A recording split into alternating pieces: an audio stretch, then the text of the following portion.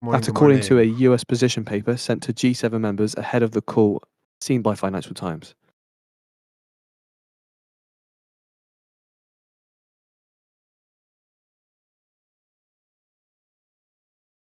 I see the market is still irrational.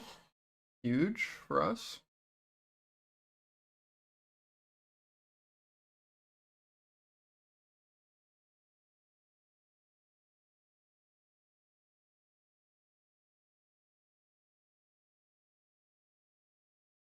The put wall from yesterday, or sorry, the call wall from yesterday is still holding on ES, which is interesting. This 95 on ES.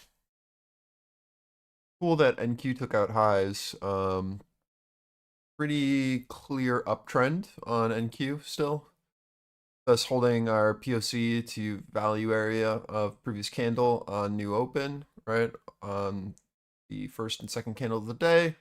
Got a bit of a larger retrace here. Once we retested highs, came back down to retest our pivot here, where we very clearly see liquidity. You can see we basically came up to our seller into these highs and then immediately sold and then pushed back down to retest this liquidity below. As soon as we tested this low, right, our balance low, we were then able to then push and we took out all-time highs. We were able to then hold and then continue onwards. What's interesting, or to note, I guess, is we have very clear divergence with RTY falling, ES flat holding at our major pivot here at 595, and then NQ heading upwards. So a lot of divergence in the market, but very clearly someone buying on NQ and holding where we need it to.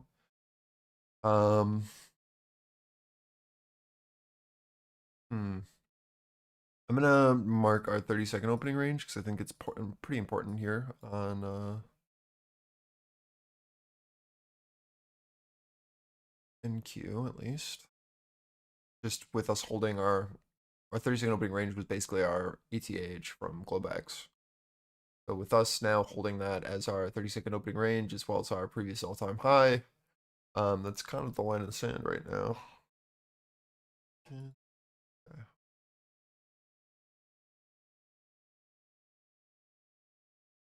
Then I'll just move that there. But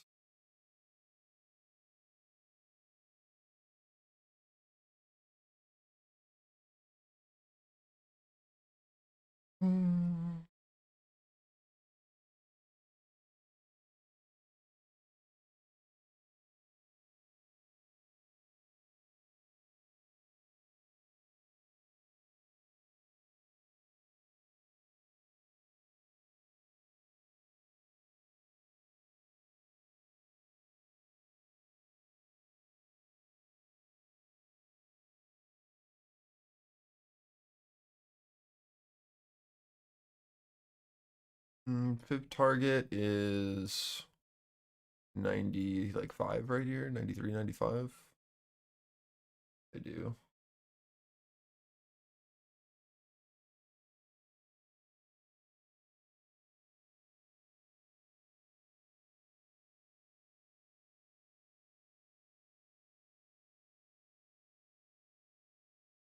Good hold, POC, previous candle so far. Again, ES flat. Sorry, ES enjoyers. Like, it's not your day.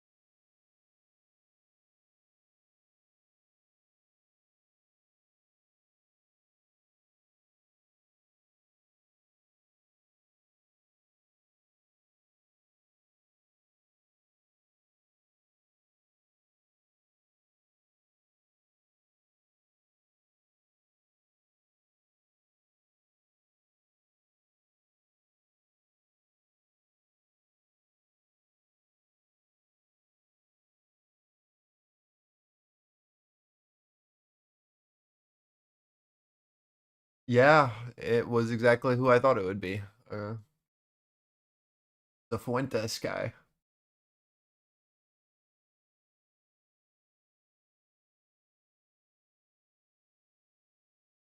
He was a groiper. He was a 4chaner.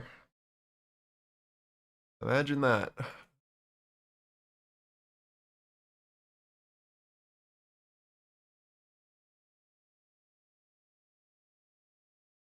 Nick Fuentes, yeah.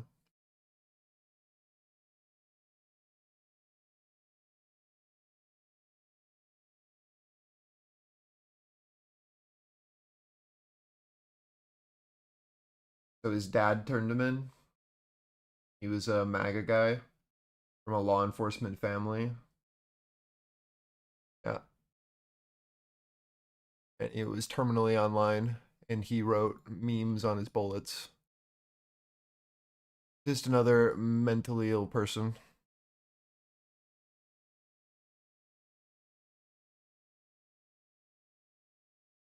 It's so frustrating, man.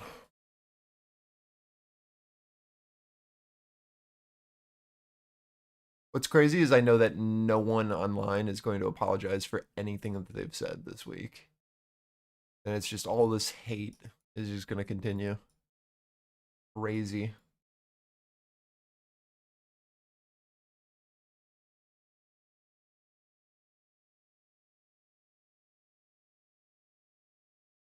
Yep.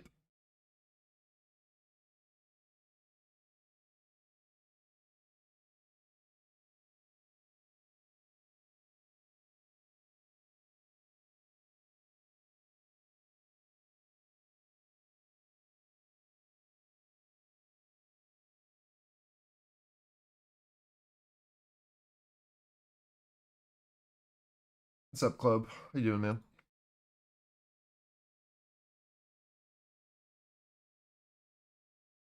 This put wall on ES is not moving.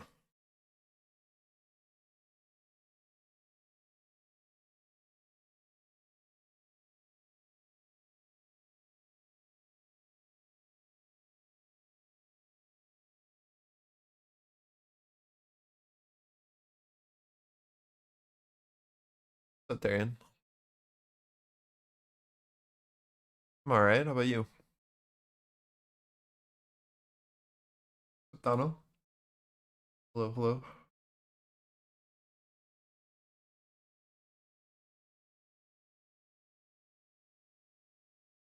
Ooh, jury duty.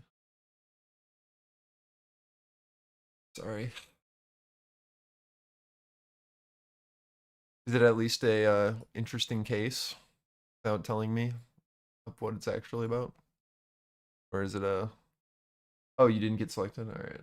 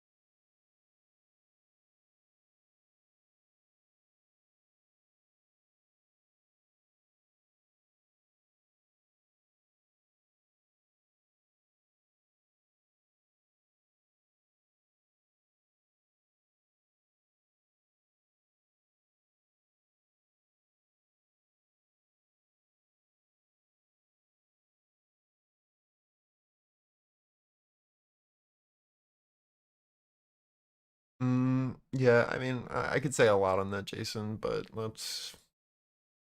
I'll move that to when I'm not online.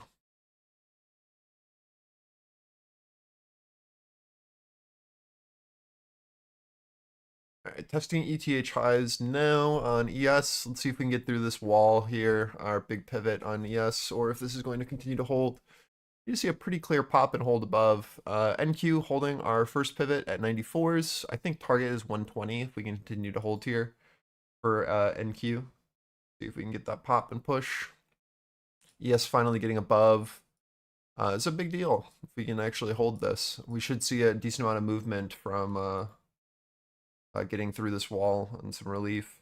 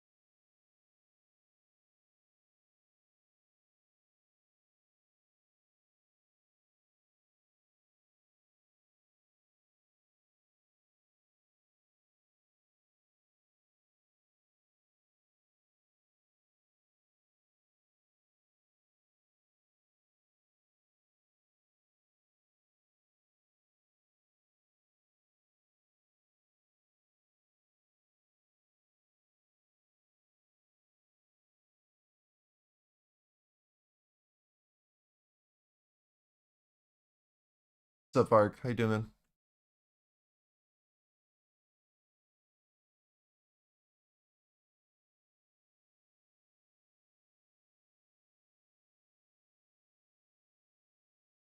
Ready to game. Huge.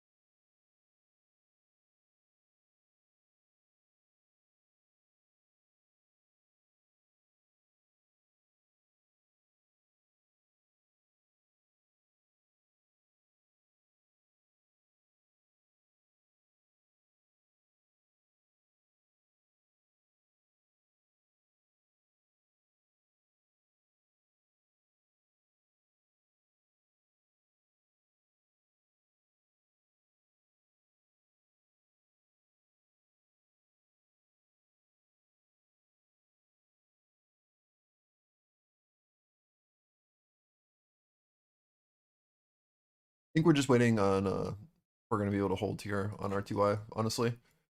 My idea is that we're coming up to ETH low. VWAP would be my guess on this look above. We have RTY now helping follow, which is allowing ES to get this break. So if NQ and ES can, sorry, if ES can now hold our pivot, with Russell now holding POC on this shift, we should be able to head up into this like ETH low VWAP area would be my assumption. I guess we'll see.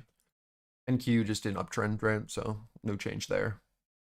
Probably headed up to that 120, 125 area.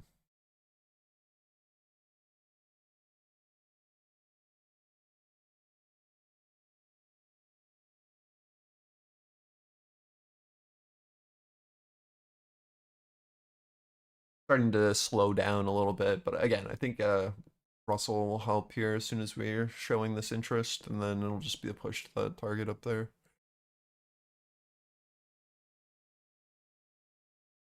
What do you have on the table for news today? We got a decent amount. Not a ton of US based stuff.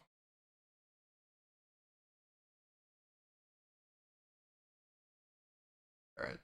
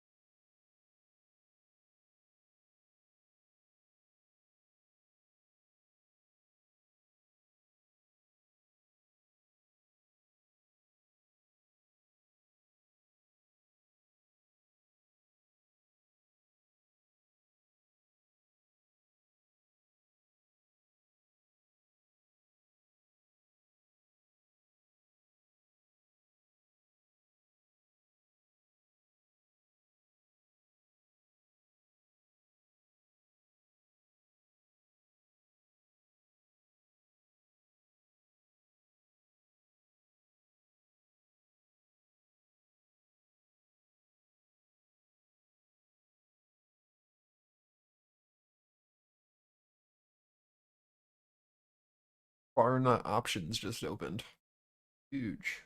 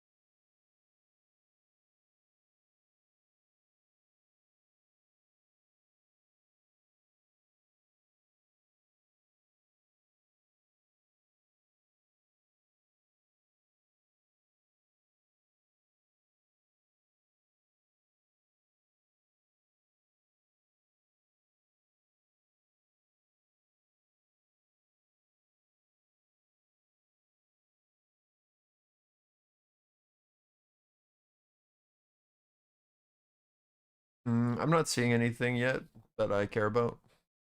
I'll let you guys know if I do. Got a ton of faith in this seller, honestly.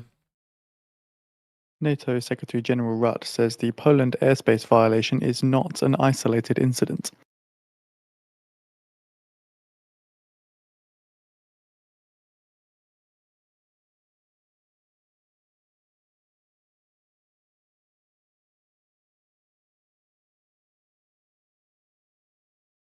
If we get a decent secondary move, maybe I'll care, but to me, I think this is just going to be like a pullback.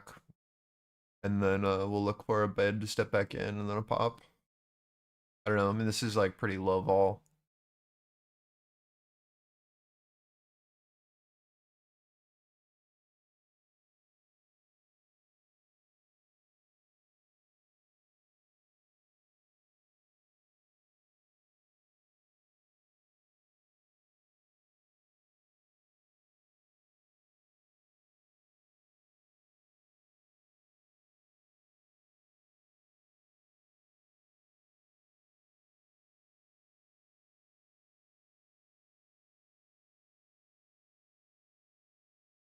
Sell side really trying here at 90 on NQ. They can get absorbed. We should retest up to like 105, 110, and then we'll look for an offer there.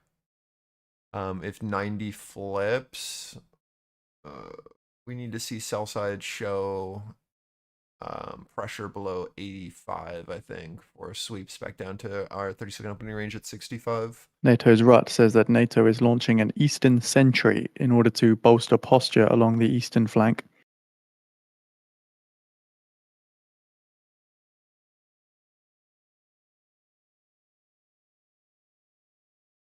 So they need to show a sweep below this if we're going to go down, or I just expect us to bid here at 85s and then rotate back over 95. Continuation back up. We'll see. Again, there's not enough information yet for me, but these are the areas that I'm watching buyers and sellers interact. NATO's Rut goes on to say the Eastern Sentry will involve a range of assets from allies including Denmark, France, the UK, Germany, and others.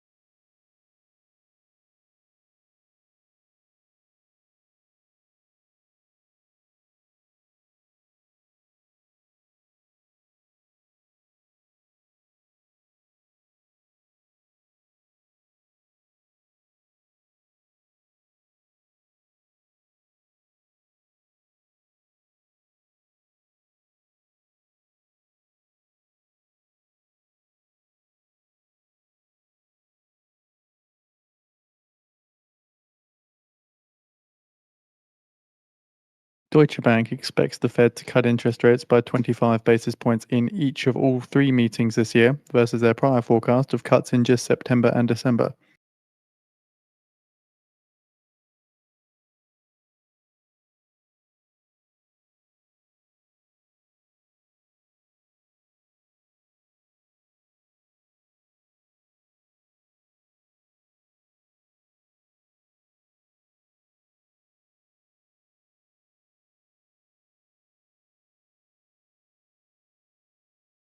Yeah, this like 95 to like 102 is what we're watching. Just see if lower high gets put in here. Basically this right here, Sparrow. This is where sell side would most likely be if we were going to hold. We want to see a very clear offer here.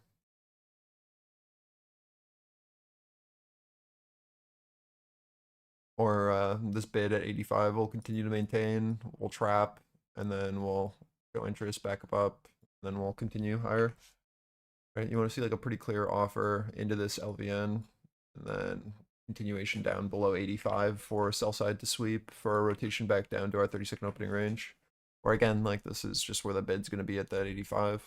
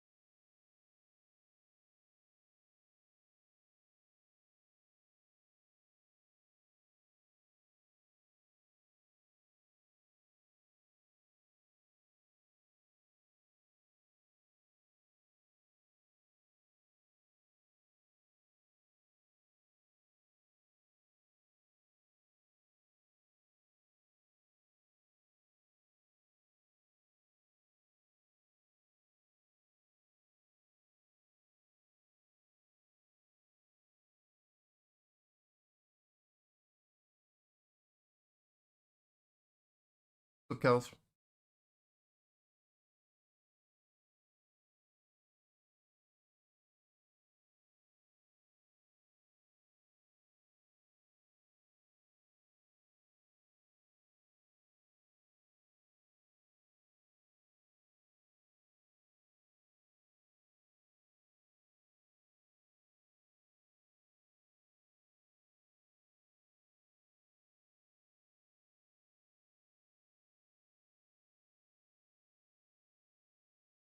Back to our 85 after our offer holding. Again, bid is resting here. They're trying to take in size. This needs to hold, or we'll look for a sweep through and then a rotation down to 65 for 20 points, right? So just need to see this seller push through, or again, like we do not go down lower. Need to see a very clear flip. Just keep an eye on this, right? Very just for your own sanity. Lower high, lower high, lower high. Right, we're just looking for this offer to flip from this POC hold here, from this upside candle. We know that the bid is resting here. You can see size being taken in here. We just need that offer to actually sweep through and show interest below, or they will continue to be absorbed here. And this battle is going to have to keep going on until we have someone, a new offside participant, either a failure to break and hold, or a very clear push below, and then rotation back to our 65. So we'll see.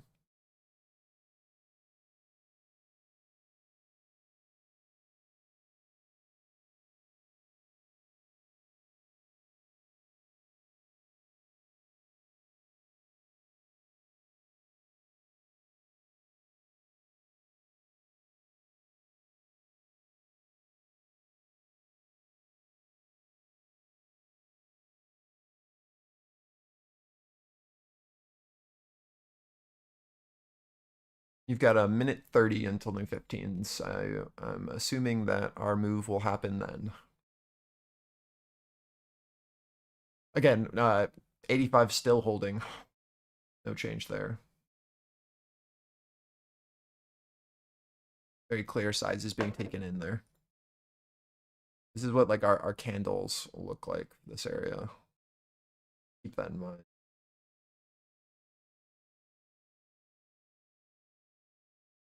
Right. Like very clear into these lows. That's here. This is that buyer that was there previously. So we're just rotating back up into the seller that's here, if anything, and then we'll watch what happens to the new 15.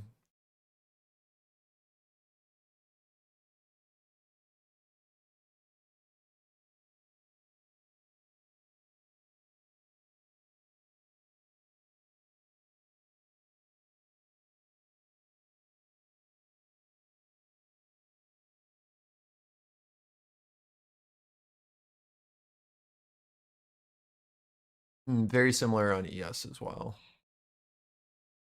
Our zone need to show interest back above and hold, or we expect that our offer holds this and then looks to rotate down. So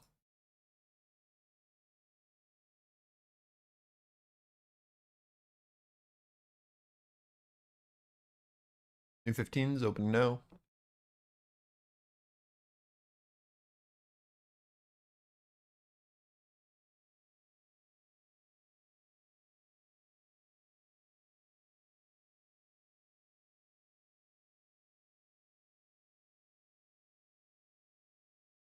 Holding POC of previous candles so far on open of new 15s.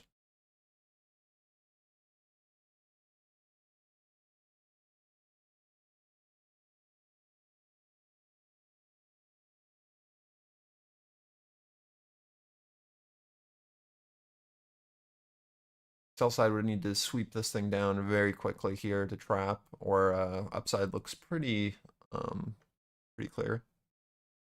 Watching for sellers here. Watching our pivots on ES and RTY as we push into them. Is our POC retest on the daily on RTY.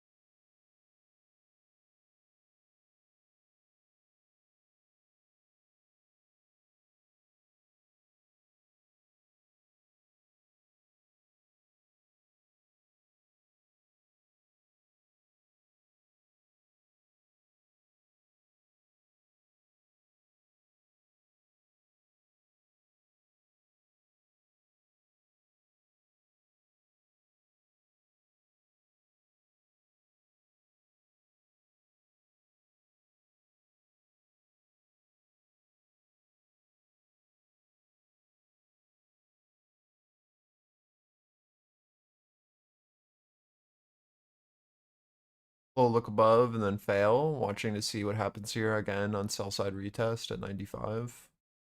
We need like the bid to really start to step up, or again, like all we're gonna do is trap above and then look back below and then offer. Real move happens below 85.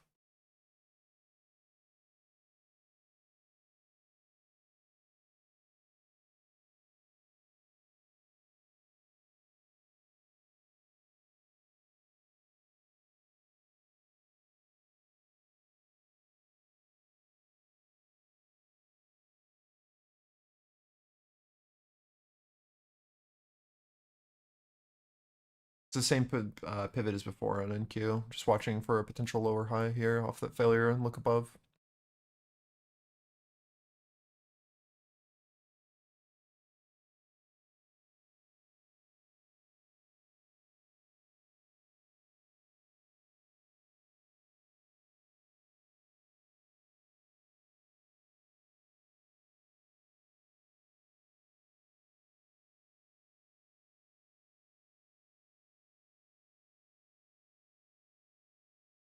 Back into our lows, great first risk off. If you are playing off of the very clear reoffer off of the failure and look above. We can push below this, we head down to 65, but you'd expect that passive buyer to be sitting here at 85.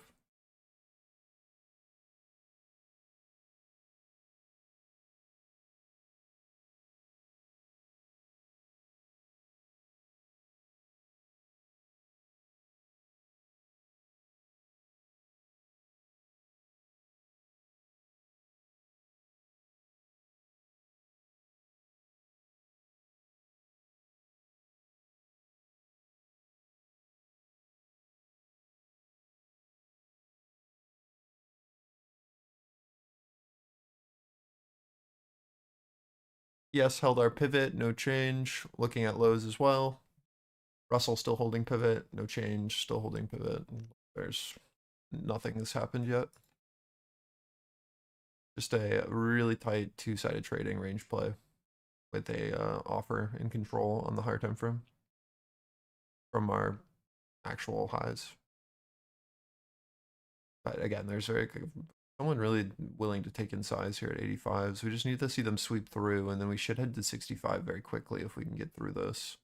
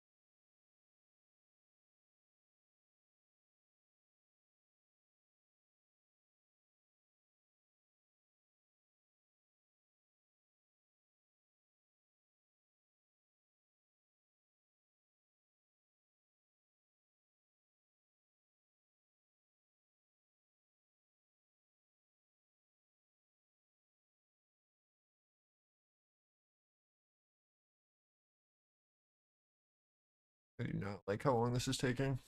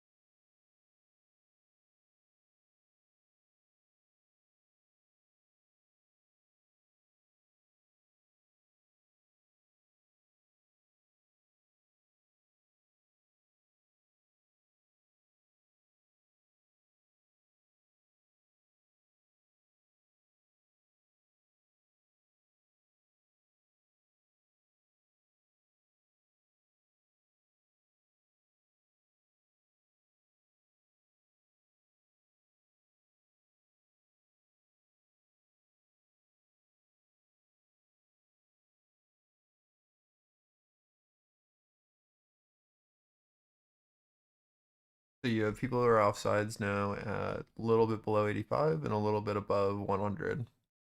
And now you're just trading in a two-sided auction between the two. Overall trend is up, so bid is still there. With no sweeps at our edges, it's very hard to get any expansion.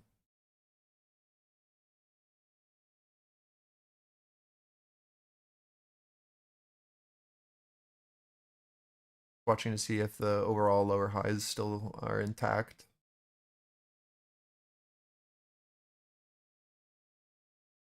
It's just so slow at our edges. As soon as we lose momentum there, it's like we know what we should be expecting. And when it doesn't happen, we have to then be like, oh, okay, well, that idea is gone.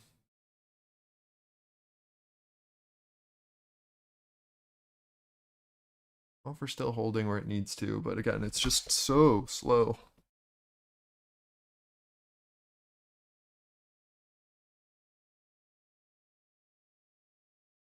The look above and fail was, yeah, I mean, it was good, but if people aren't willing to take 15 points, then it's not good.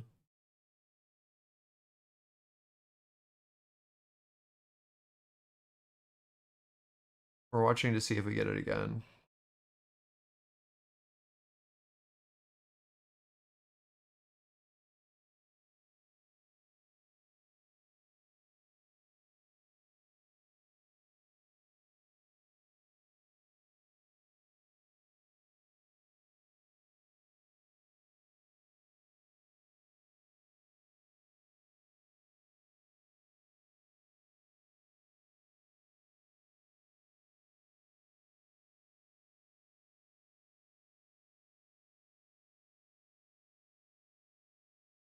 Watch your 85 to 80 for a bid.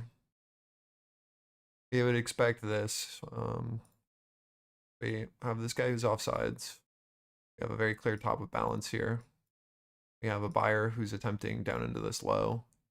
So what we need to see happen here is for a buyer to be present again here and then lift us over for longs, where we should expect that this is our seller holding our lower high and that we then look for an offer below for continuation.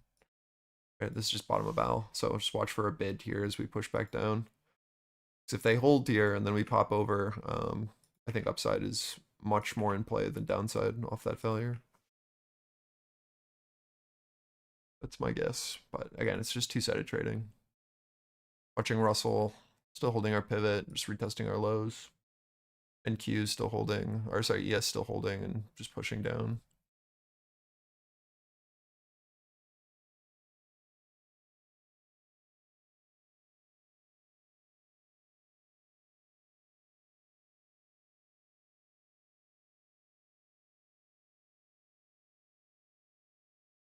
40 seconds till new 15s.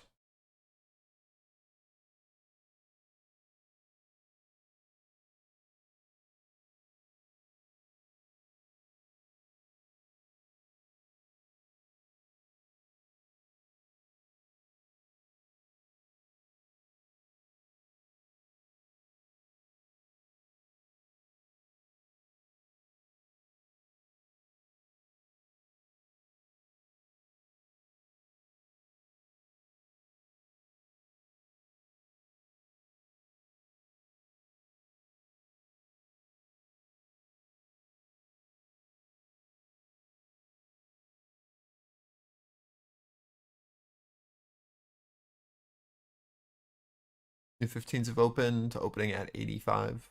Again, we need to flip this and actually hold it and show interest. Or Poland this will be seeks where the more bid is military sitting. cooperation with Ukraine, according to Sikorsky. For ES, this is our first target here. Into our value low and PVZ. That's Poland's Foreign Minister Sikorsky. POC and value low, right? Like this is target based off of our pathing. For upside move, need to show interest over this major pivot here.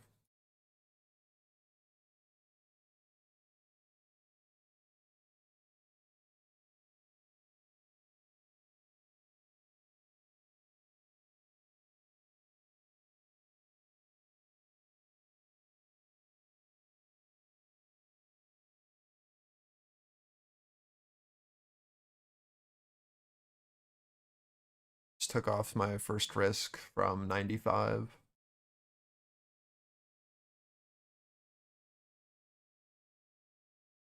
So Ukraine and Poland agree on joint weapons production. And Poland's Foreign Minister Sikorsky says that Russia is expanding the war beyond Ukraine.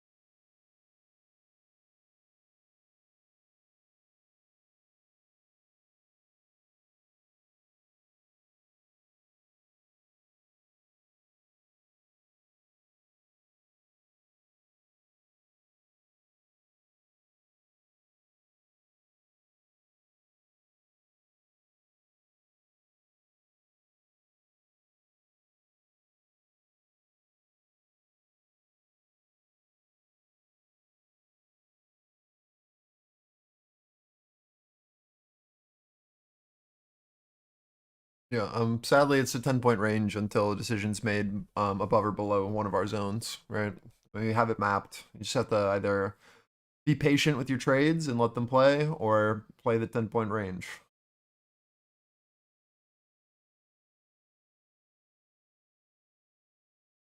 Again, like what we know is that we have a seller who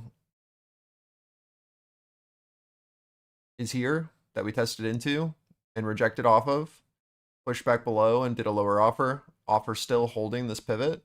And we know that we have a passive buyer down here who's willing to take in size. So you're playing around this seller here who's positioned and this buyer here who's positioned. We need to see a very clear, what's the most important thing is if this holds, we want to then see a break of these highs and then a bid step in here for our upside move. If this holds, we want to see a very clear hold of this pivot and then a push below these wick lows and then a continuation down. That leads to the movement, right? Again, what are our variables that we need in play? We need someone off sides, and then we need to see a strong secondary and a shift of value, right? So where buyers were, we need to then see sellers after we see someone who's off sides above or below, right? Like it's the same thing. We want to see someone outside of balance that we then don't retest and we put in either a lower higher or a higher low, depending on directionality. And then we want to see that flip for our second variable for an actual trade to play. Until then, right, like it is just like we talked about. Balance here, two-sided trading.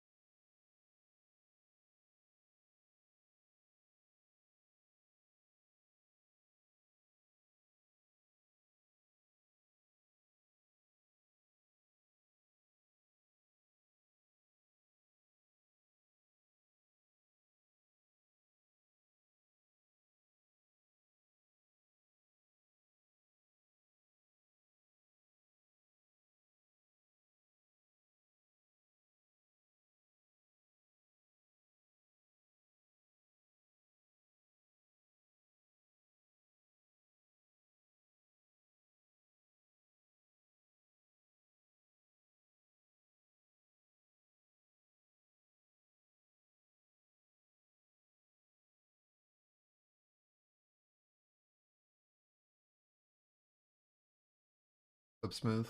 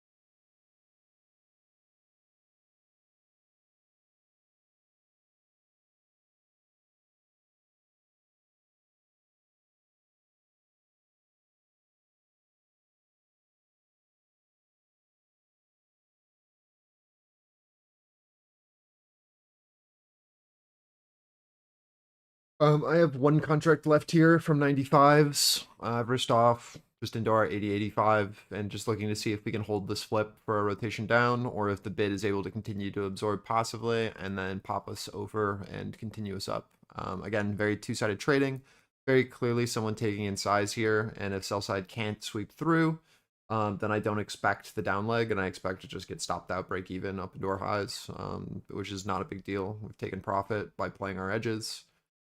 If we are able to push down, I expect 60-65 very quickly. Once this buyer steps out of the way, sell side should be able to hold this edge and shift this value and then rotate us down. So it's just a waiting game, but we have our best possible average we can by playing and utilizing our edge.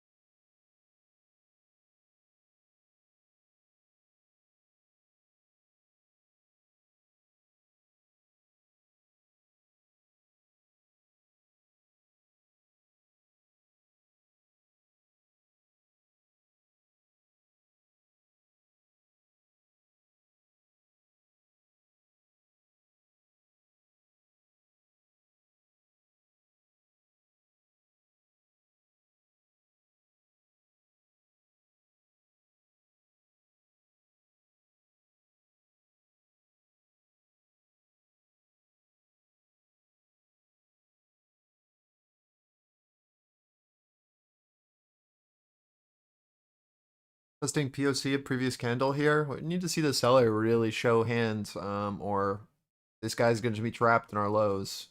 Then bid will take advantage. This has to get back below 80 very quickly here and then sweep. Or again, like bid just is off sides and then we recover balance, then we look for highs.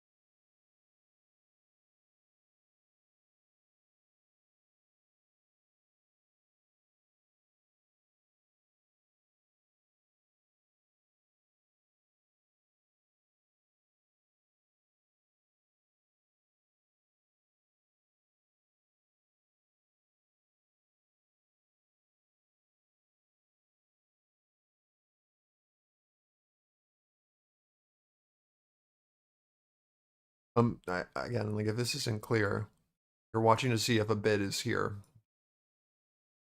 This rotation up right now. Or if we can get a continuation of our offer.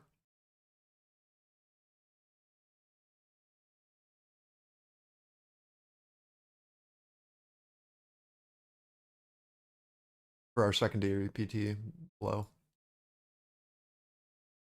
And it's the same thing for the long, right? This is just a balance trade right now.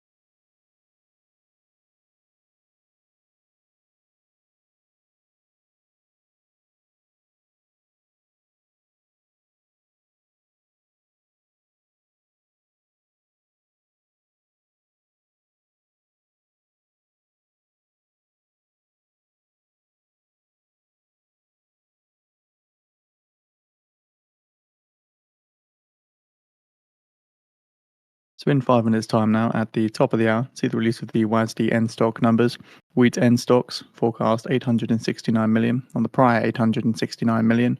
Soybean end stocks forecast 291 million on the prior 290 million. Cotton end stocks forecast 3.8 million on the prior 3.6, and corn end stocks forecast 2.007 billion on the prior 2.117 billion.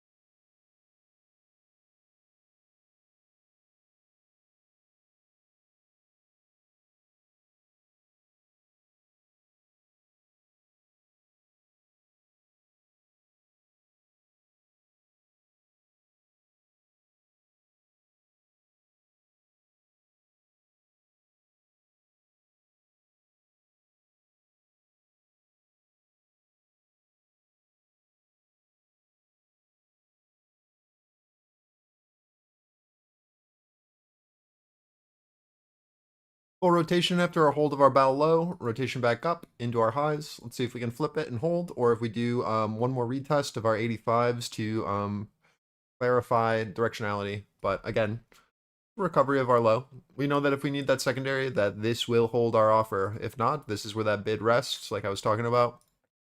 We look for a secondary move on a look above and hold, and then we'll be watching this 94 to like 100 as our pivot for a secondary buyer to step in. Just keep an eye on that. Again, it's all about taking out this high here and showing a supportive bid at our balance high. Just like we continue to fail at our bow low, as long as this continues to fail, we can't look or seek for further downside. So now we're just watching the same upside move again. If we can get over, awesome. If not, I could see one more balance test being needed, where we have to come down, retest this, and then we can go up.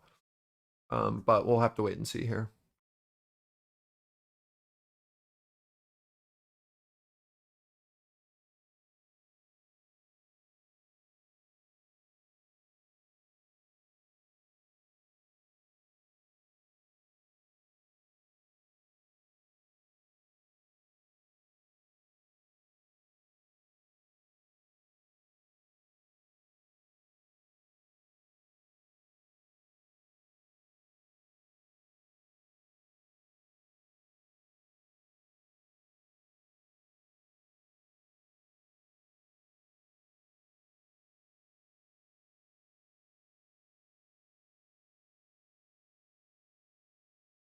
One minute now till we get the YSD numbers.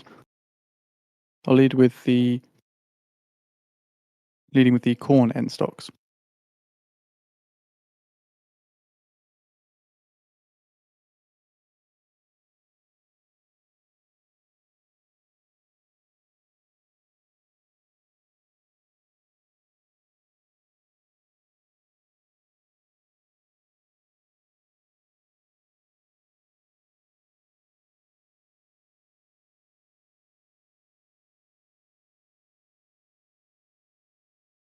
$15 seconds. Again, just watch your pop down into 85 to 80 area for another retest of our low, 10 or seconds. a pop over and hold, and then using this as our risk for the breakout expansion trade. It's just a balance right now, right? New 15's opening now. If you are uncomfortable or don't Corn end understand how stocks, to 2 spot take 1 advantage of 1 billion, balance, 2 spot just 1 wait 1 for the break billion, and higher than hold. forecast 2 spot It's really, 008 like, billion. you don't Wheat have to to end trade this. stocks 844 million, 844 million, lower than forecast 869 million. Soybean end stocks 300 million, 300 million, higher than forecast 291 million. And cotton end stocks at 3.6 million, 3.6 million, lower than forecast 3.8 million.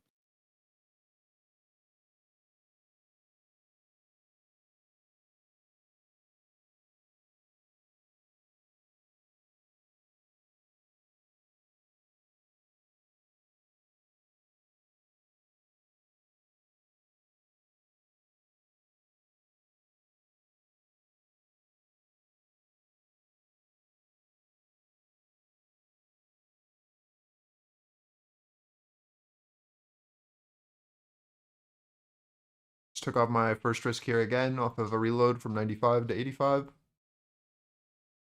See if we can flip below 80s for continuation down, or if the bids rests here and then we pop over our 100 for continuation up off of the balance low hold.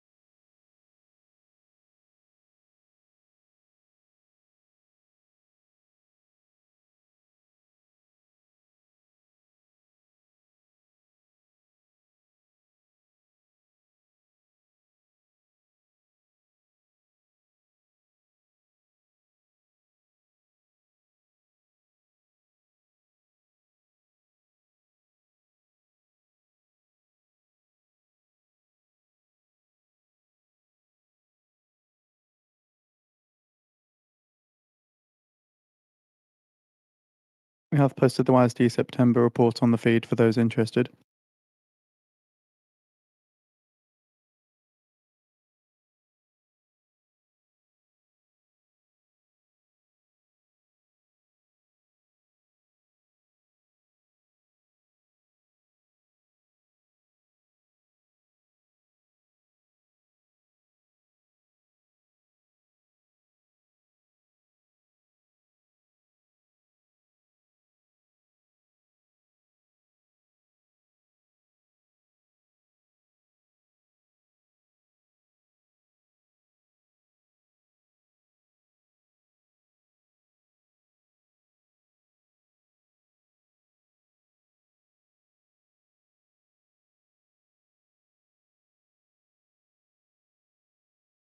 Moving my stop from 102 to 86 now at this low. Either the short works or I can dip out of it at this point.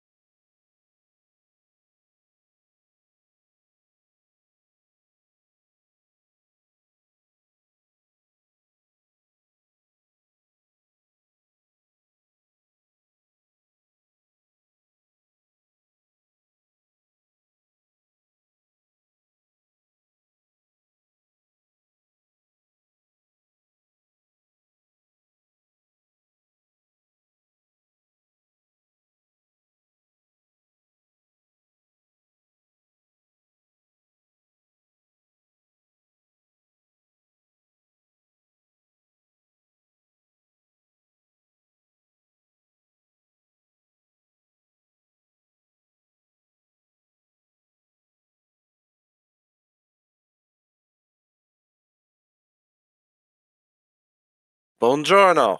Holy crap, that scared me. Arrivederci. What's up? Hola. Hola.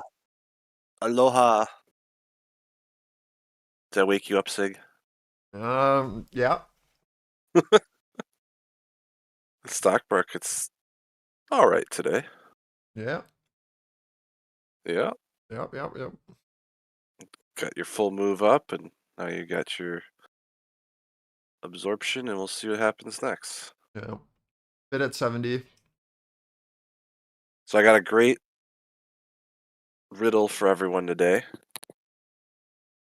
Didn't get a chance to practice how we're gonna do marbles, but we're gonna do that someday where I take over the stream and we'll do some marbles. Sounds good to me. But I have a good account to give away today. No activation fees, 50K eval. So I believe that is the. Let me just double check what they're called.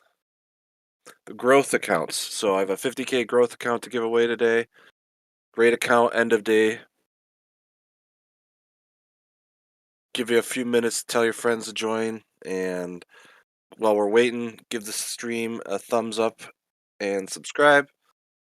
And then we'll do a quiz. First person to answer that shows up on my screen will be the winner.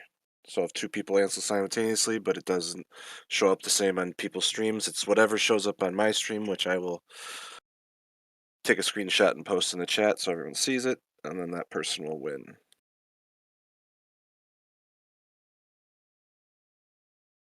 So we'll do that here at 10 after. So gives you 3 minutes to get ready. Get your fingers exercise, do your stretching.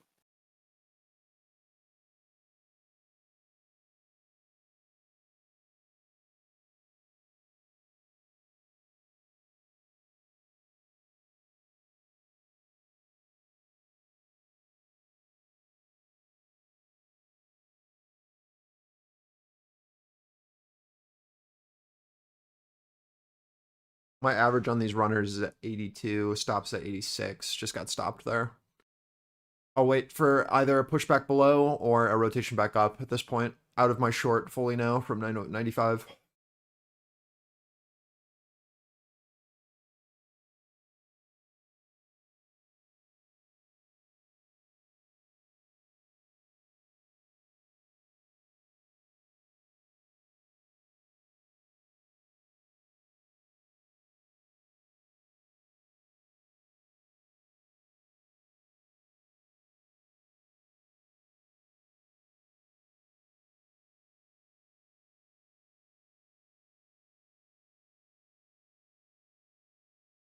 Yeah, in a 10-point range, probably not, Kels. A lot can happen very quickly.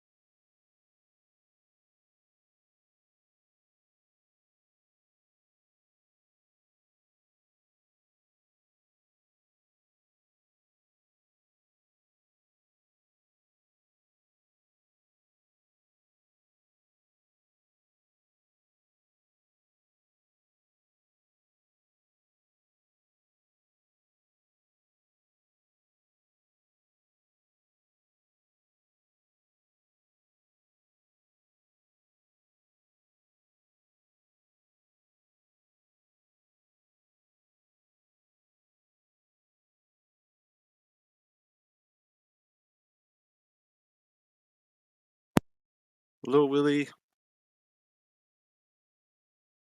Bonjour, M. Good morning, bad beta. So our first risk off, if you're playing the flip from 85s to 95s, need to see this flip above our highs at 102 for more. And then we can look for upside when this 100, 102 area is holding a supportive, like we talked about. Just took off my first risk after getting stopped in the flip.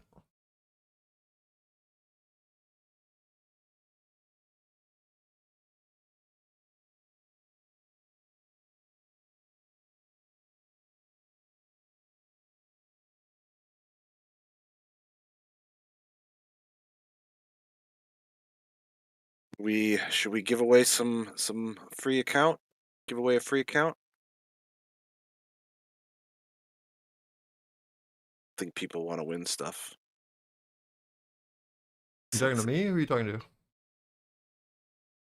Just in Talking general? to everybody. Yeah, I'm talking to this crowded space in front of me that air contains. Test. Mohammed. Test. Should we get some like giveaway theme music going? All you, Do man. some Pacific Rim. Pacific Rim.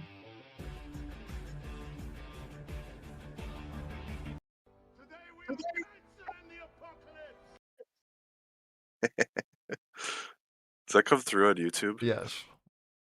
Okay, I'll definitely make sure to tone down my sound bites. But yes, no, that was exciting to get the people pumped up for the giveaway. I have a really good quiz riddle for you guys. I will give one clue at a time. Every minute that passes, I will give another clue until someone gets it. So, first clue is I am not a cop, yet I can stop a crowd. It's nothing evil either, so don't let your mind wander. Answer goes in YouTube though, not in Discord, in the YouTube chat.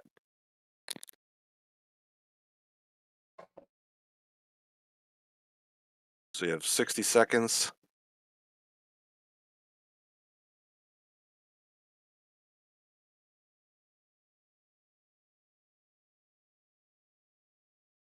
That's a good answer, Sparrow.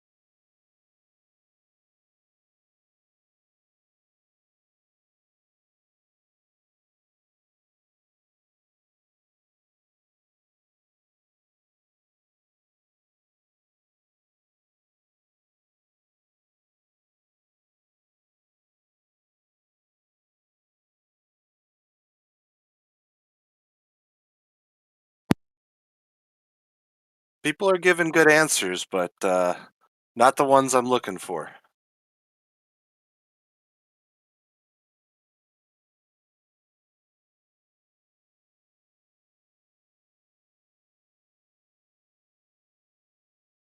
$30 till new 15s. Just watching to see if we can push above and hold this, and then I can play off this 194 for a secondary entry for longs. Or if we flip back below and then rotate through this value again from another failure. There's no change in our balance. The same thing as before. Okay, next clue. I don't play sports, but I can call timeouts.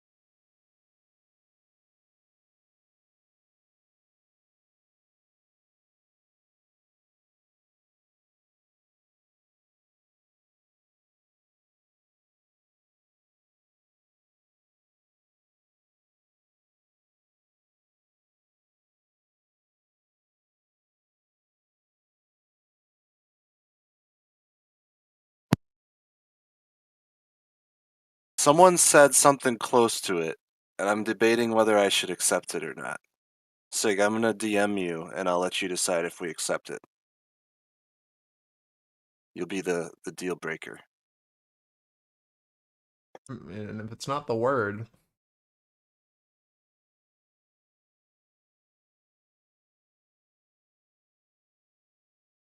I mean, that is close. Yeah, and I think they meant it in that regard, too. Yeah. So should we give it to them? Probably. All right.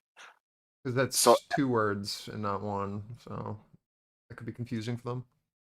all right, that's fair. All right, M is the winner. The answer was trading halt or halt. We're gonna allow halt to be the winner. So send me a DM on Discord, and then we will go from there. Congratulations to M on the winner.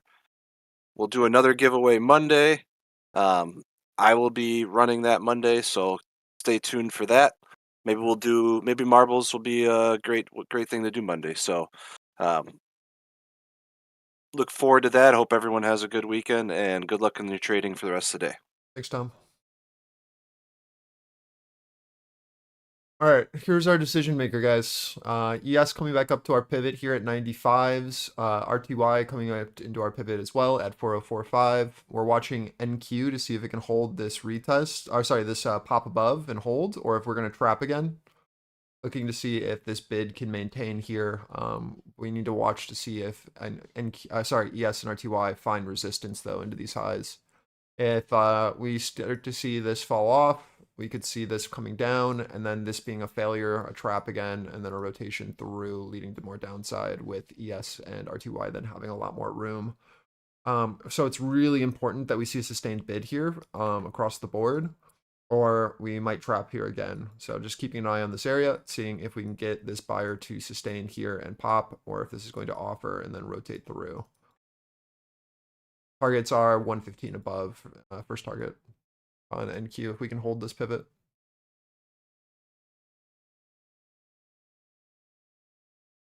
A really tight balance. I totally get it if you're unwilling to play. It is what it is. Just got to wait for us to get out of here and start to expand.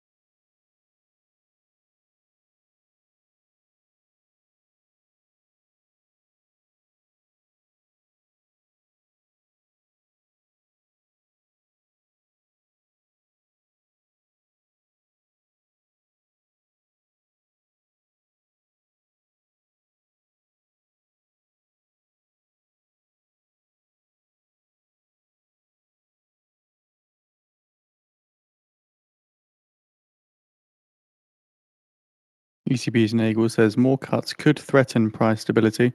Currently speaking in a FAS interview.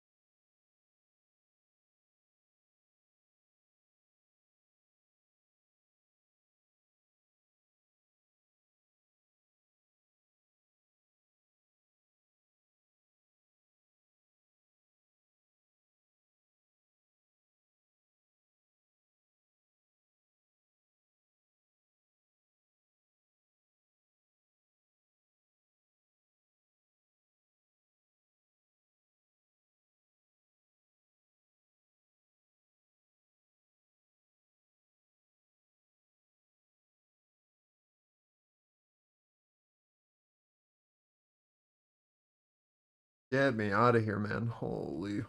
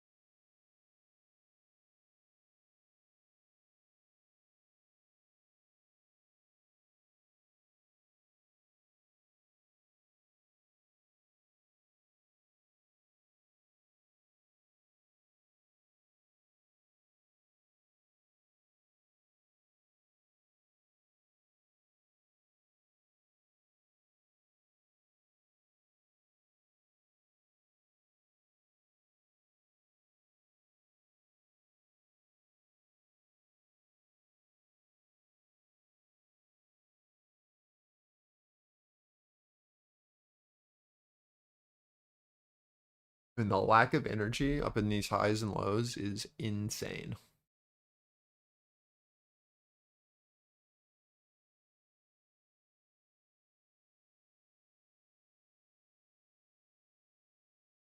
I'm attempting this again.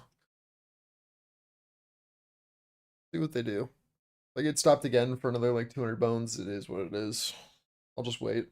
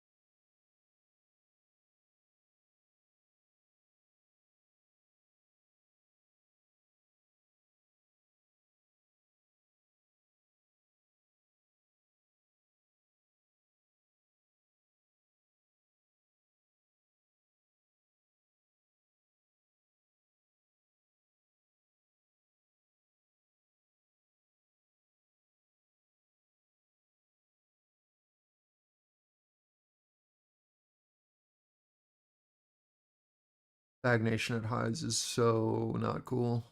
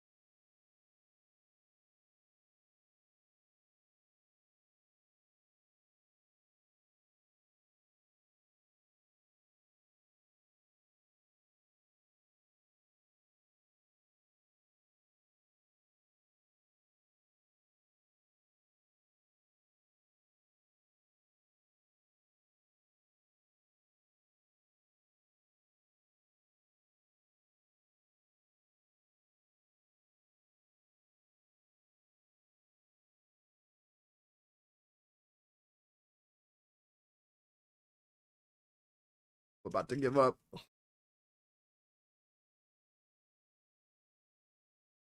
Yeah, giveaway's done. Happened like 10 minutes ago.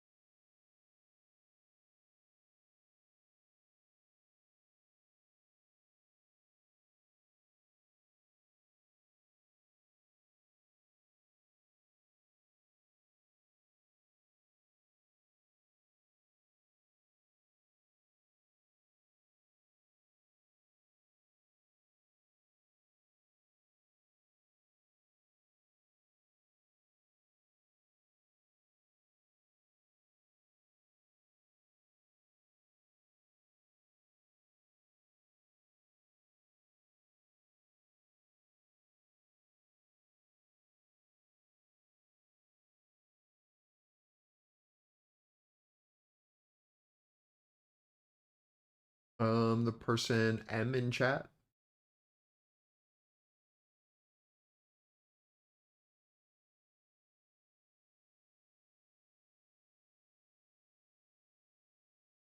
The answer was halt.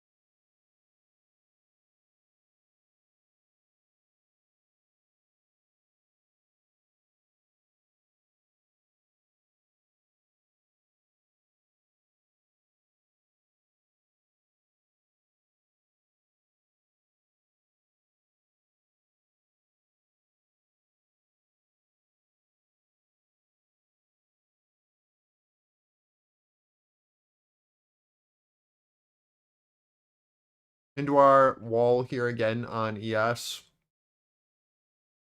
I'm gonna take off one contract. I was hoping for 15 exact, but I'm a bit scared with ES being here. Let's see if we can hold and pop.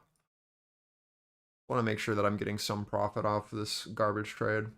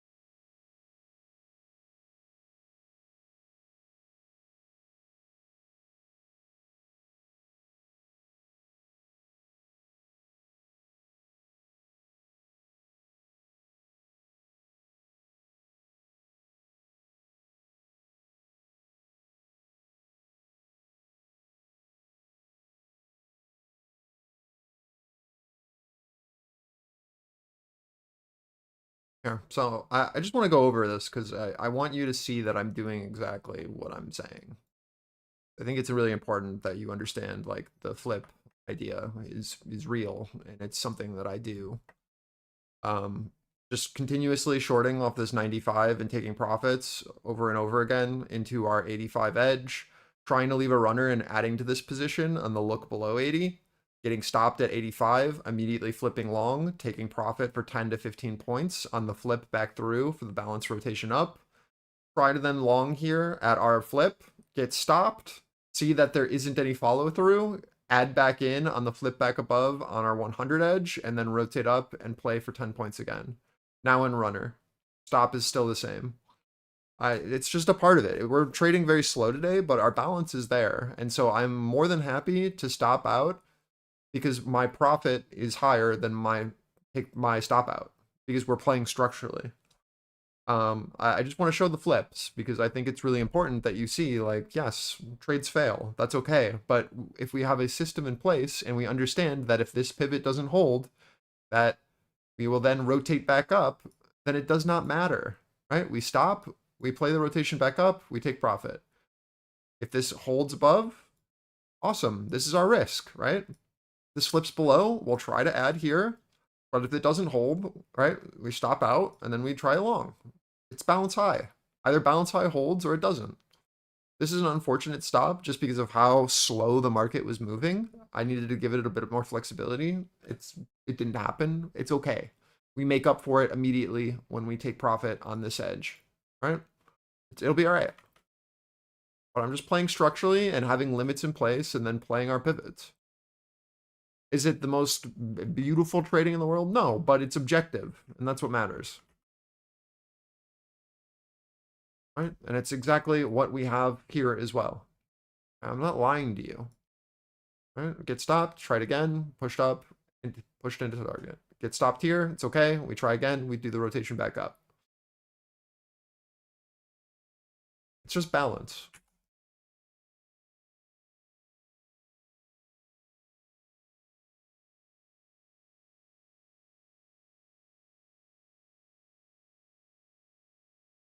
I will try to hold this as a runner again, but I mean, there's just no pressure. ES is still just holding our major pivot here. 595 was our call wall from yesterday, and it seems like that wall is still in place today. It's going to be very hard to move if ES doesn't want to run and Russell sideways. Yeah, I mean, it's really hard. If you are uncomfortable or if you're not familiar with like managing trades in a tight range, I mean, it's a 10-point range, man, right? Like 15 really. It's hard to manage. I mean, we're basically trading noise right now in chop. You get me? So until we have like confirmed expansion, it's going to feel really bad. Can you make money still in that balance? Yeah, it is possible, but you have to do it with limits. Trying to do it with market orders is going to be really rough.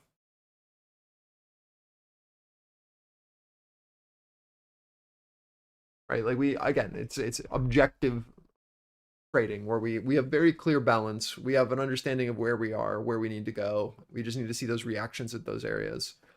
I think ES is probably the easier trade, but it's just taking forever to play off of. I mean, we know that this needs to flip for upside.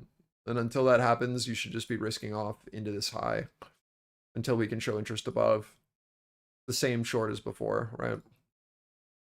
It's just rough. It's really rough. We're just showing interest at this value, which is this yellow box. It's our value low.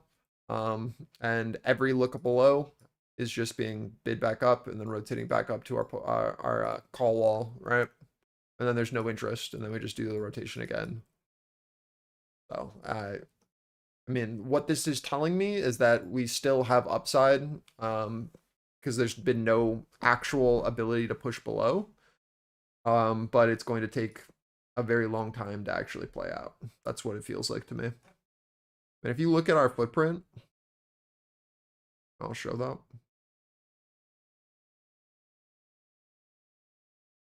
What our footprint looks like.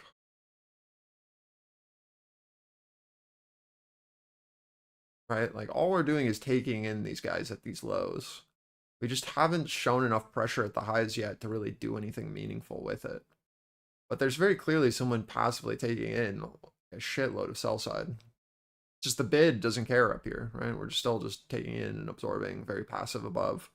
So until this changes, New report this from the dynamic CBO, changes, they we're say gonna they punish. see lower US growth and higher unemployment this year. It's really So the CBO really now tough. expects higher inflation and unemployment this year and slower economic growth after taking into account Trump's tax law, tariffs, and lower net immigration. The non-partisan CBO's economic projections released today showed the economy will expand 1.4% this year, down from a January estimate of 1.9%.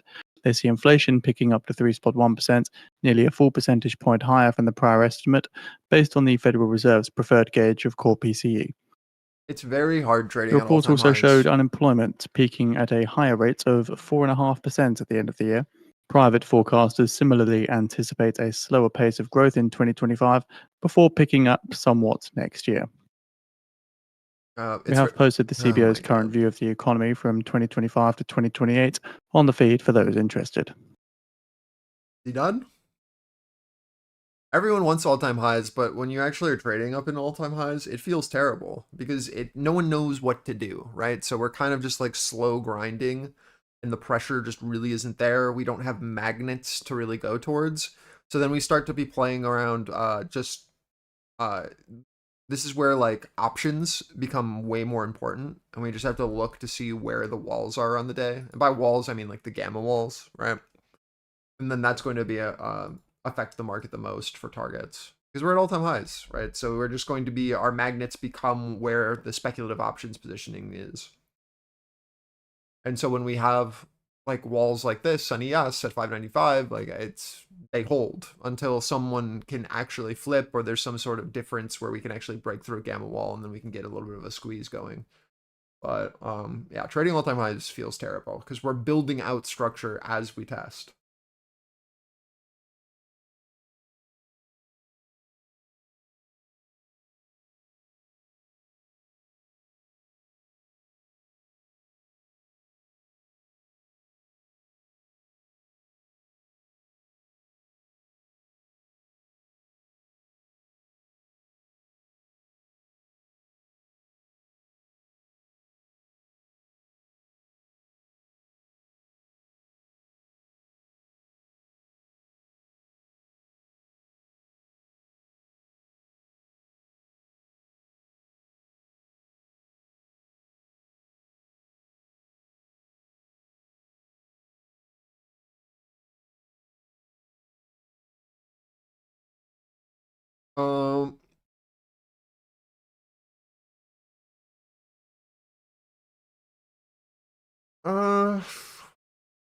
Yeah, potentially.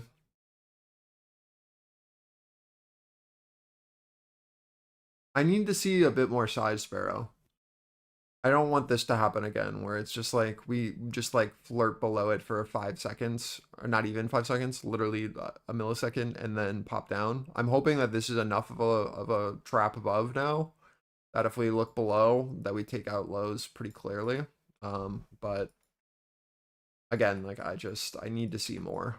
It's too slow for me to call anything. But yeah, if these guys continue to remain trapped above and then we offer very clearly and then this holds, yes, I would assume that we do the rotation.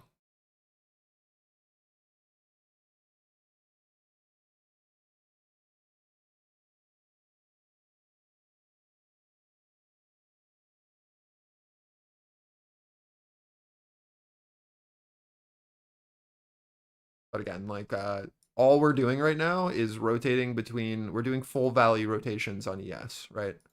Any look outside of value right now is just resulting in failure and then a rotation through our range. Maybe this is hard to see. This is our value high. This is our value low. All we're doing is finding excess outside, rotating back in, rotating through, rotating outside, rotating back in, rotating through, right? So it's just range. It's just balance in between, and anything outside of value is just getting punished, and then we rotate back through it. There is no willingness to expand right now. And so we should expect more of the same until proven otherwise.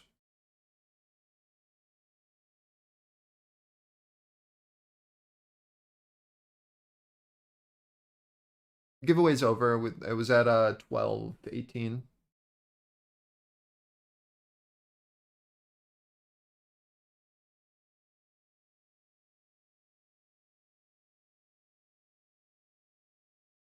Next one will be on Monday.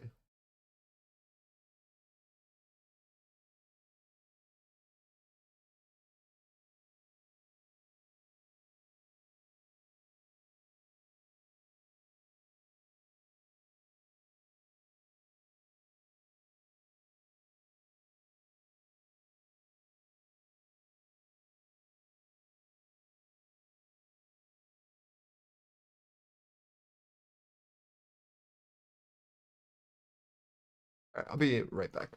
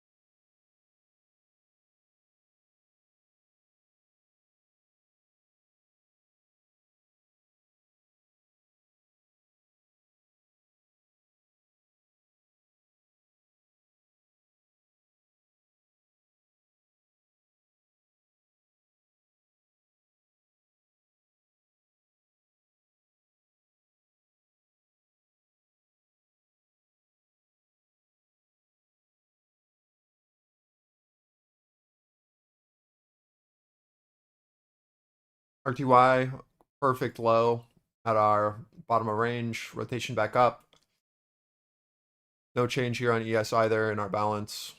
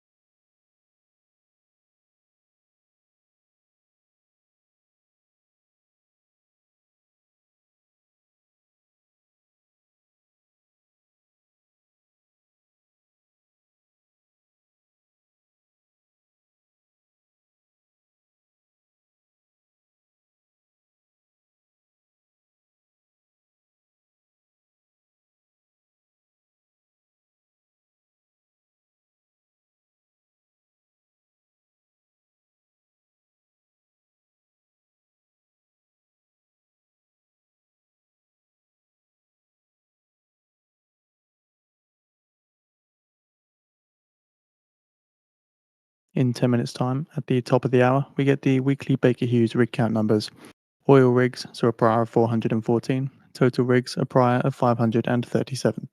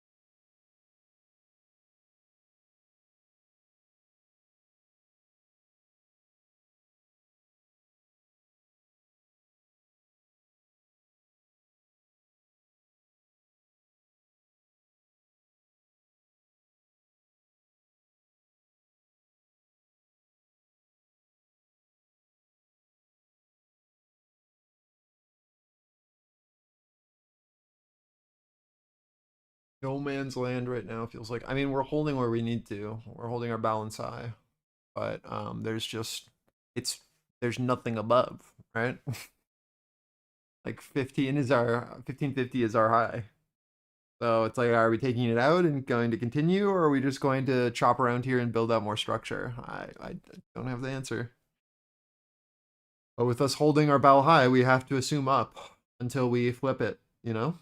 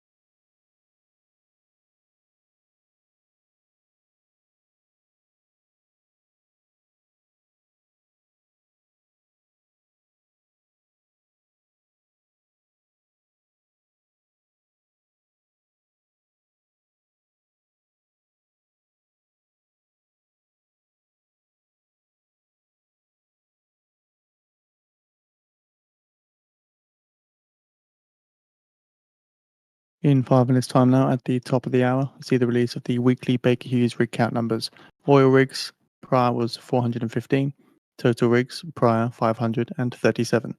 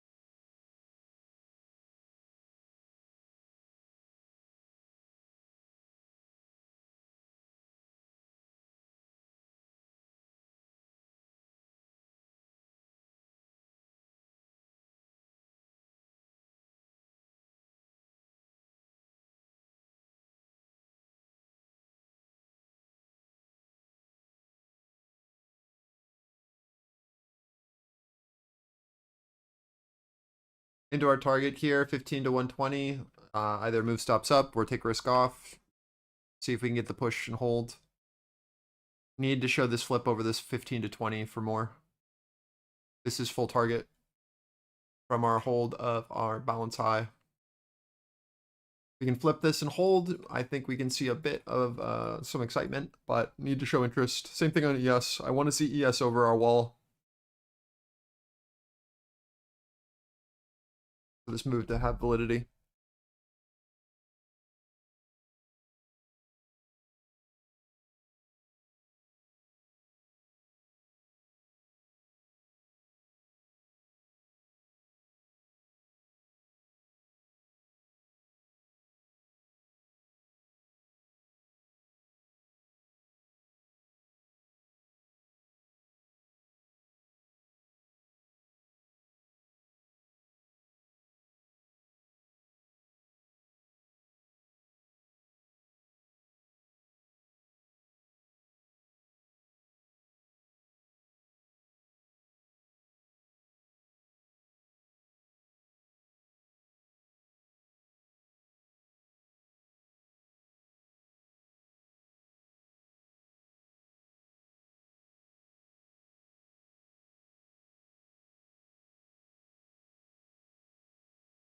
Nepal just elected. So we're shortly expecting the Baker Hughes rig count numbers now. Crazy. Nepal just elected their new prime minister on Discord.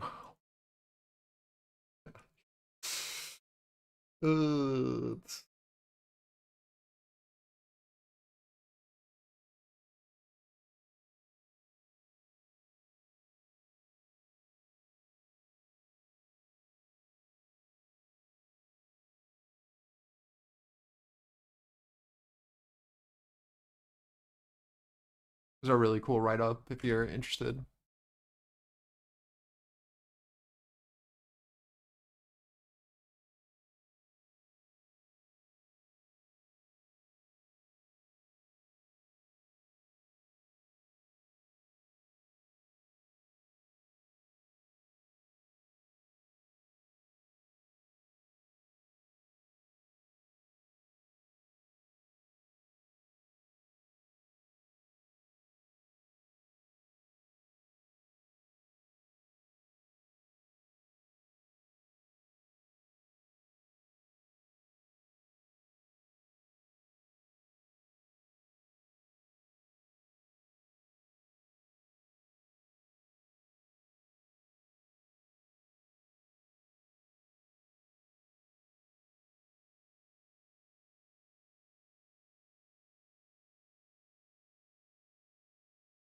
Total rigs 539. 539.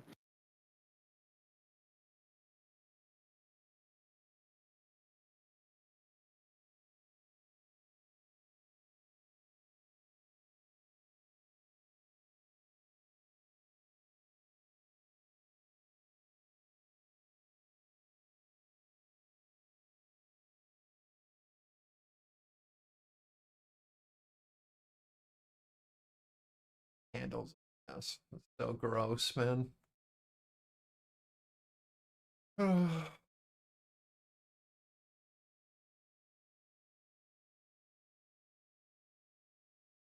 And oil rigs 416. 416.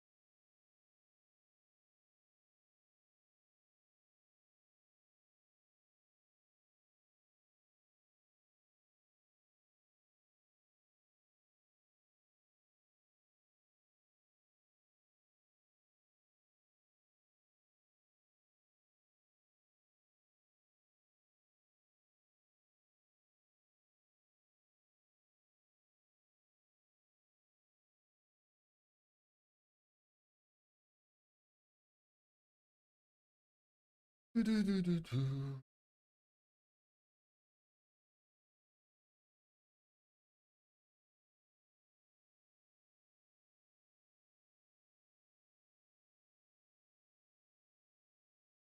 people play the 100 to 120 or no? People play the football battle? How are we doing today? I don't know. I'm trying to. I'm doing my best here for you guys. I don't know. And it's like we've got a very clear balance. We've got the flips. We've got our targets. You just have to take profit when profit is available, and then just allow things to be. It's again really hard at all-time highs without full market participation. Like we got to get through this 595 on ES for us to have upside potential on NQ. If these walls persist, I think it's just going to continue to maintain. NQ can continue to do like these slighter higher highs while this is happening, but don't expect like insane movement while we wait, you know?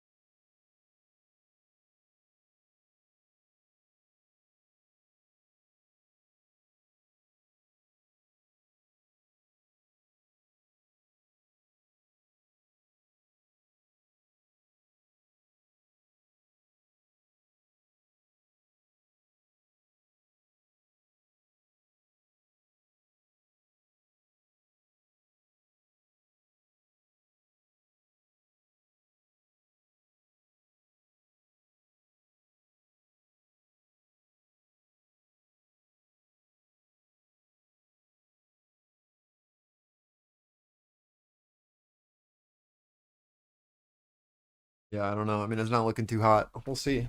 They basically have to absorb here into like 95, 100 if they're going to do it. I don't like that ES and RTY in the middle of their ranges.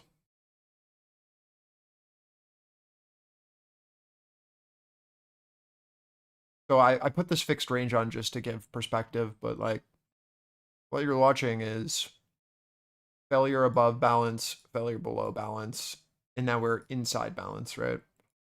So we're gonna have to watch to see if this holds. I could very easily see this being our lower high, a step below, and then we'll have to watch to see if this then gets back in and then rotates up again, or if this is going to hold and then rotate down through, right? I just don't have that answer for you yet, but watching our reaction here into 105 should be pretty telling to see if offer puts in a lower high at the middle of the range, right at POC. Or if we can flip back over and then hold that as supportive from our hold of our low at 96.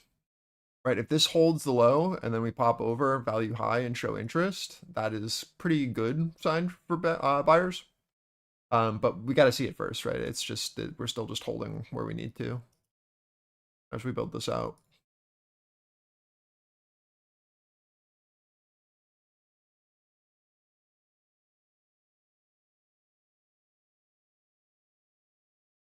Things we know right now is that this guy up in 115, 120 is pretty screwed, right?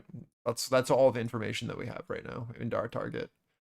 So if we can't get back up there and show interest, then right, it's going to be the same garbage as what this was before. There's this choppy action while we build it out and figure out who's going to win, who can we trap, is there an interest above or below, can we hold, right? So keep that in mind.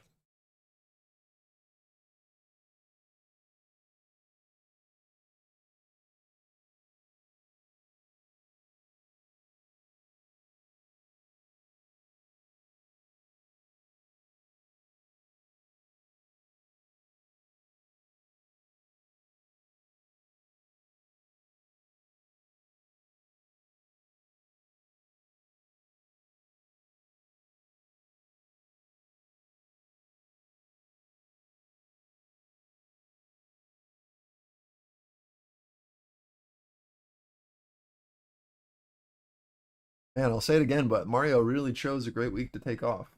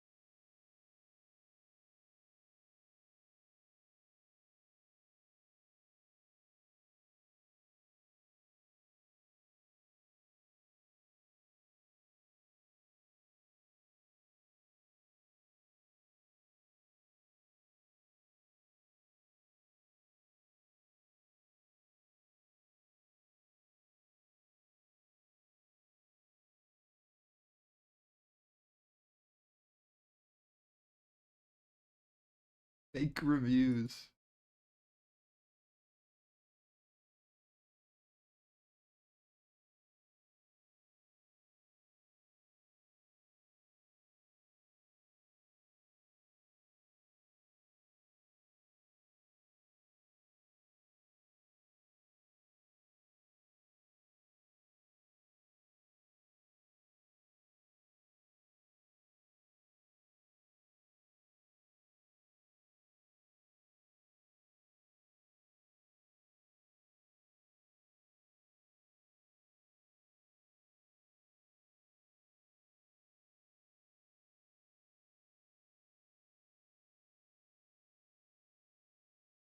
Surely expecting Federal Reserve repo operation data.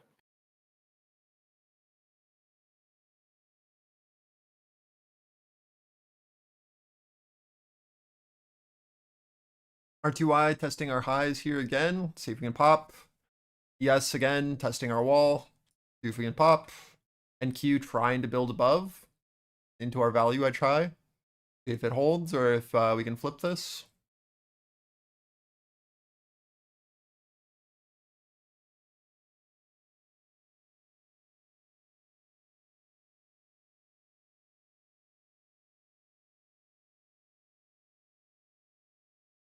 Again, like your risk right now is this 100 to 94, right? It is our bow low. We need to flip below for sell side to gain traction. Right now, we're not seeing what we need from sellers. If we were 16 going to bring a lower counterparties high. take We'll see what happens here in our edge, $17.331 but billion at Federal Reserve repo operation. so far it looks like bid is winning pretty clearly. We just need to see ES and R2I step above. Air path is low-key invalidated. We can trap here and then pop below. That's fine. But should expect buyers to attempt here again. We'll see.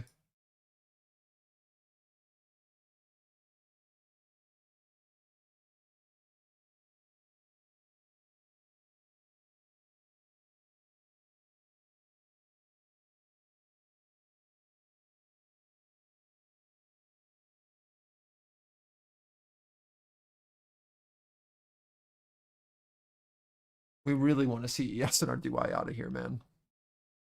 Oh, this market's gonna be miserable without it.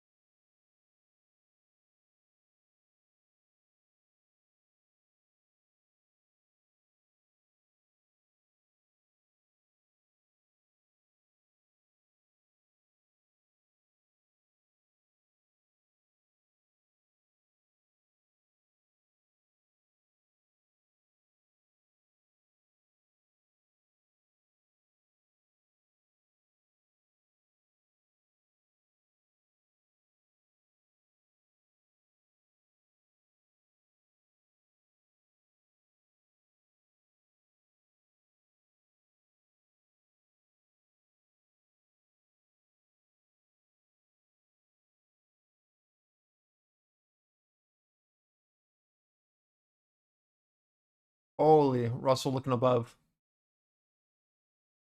ES retesting, sorry, NQ retesting our low here.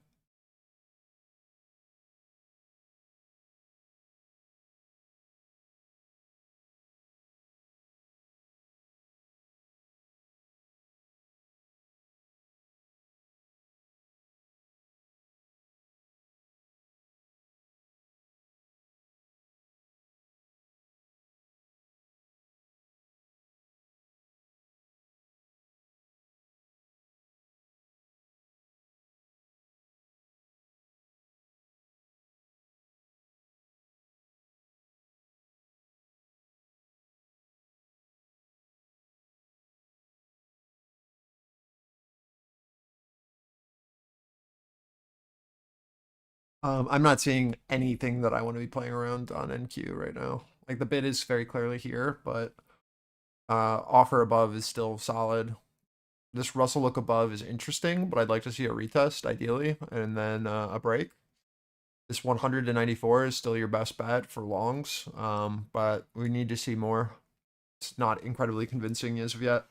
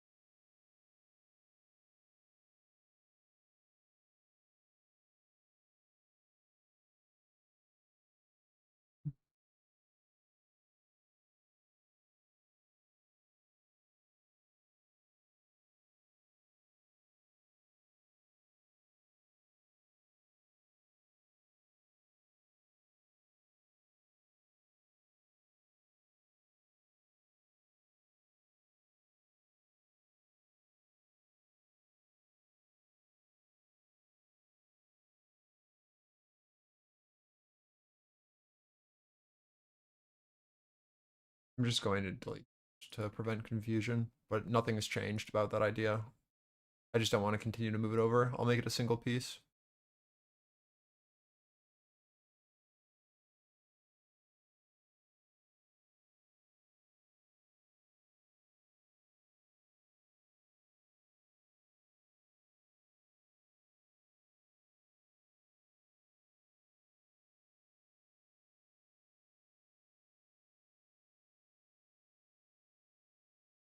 Just could not be bothered to do more.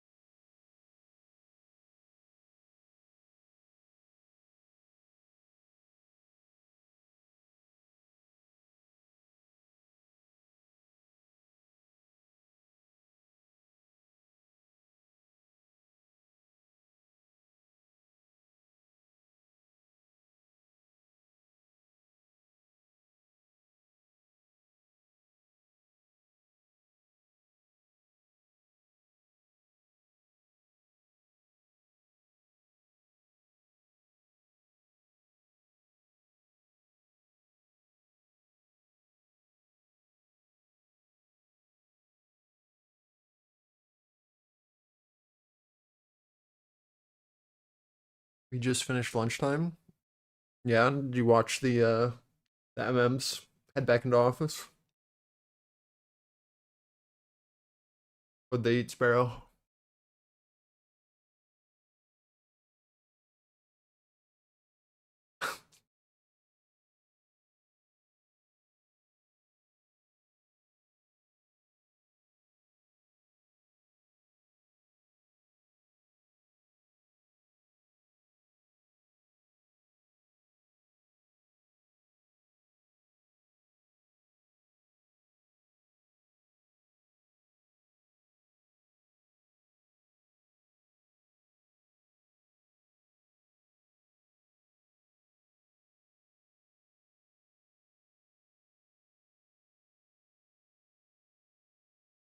There's just no interest. Like, I don't know how to say it 1,000 times. We need ES to get through this wall. We need Russell to show interest above and hold. We need NQ to do something. Or we're just going to build and then fail here and then rotate back through, you know? It is what it is.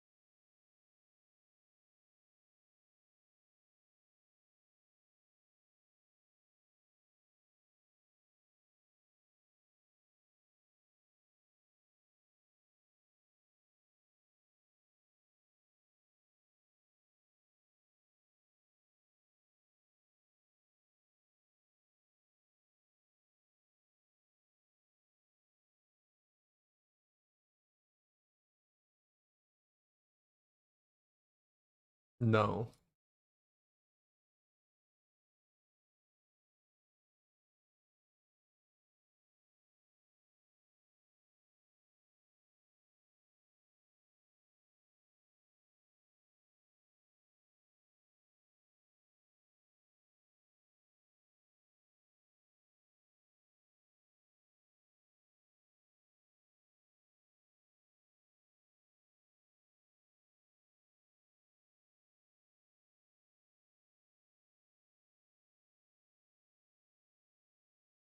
No, there's literally nothing. We've got like the Rock Hall of Fame. Huge.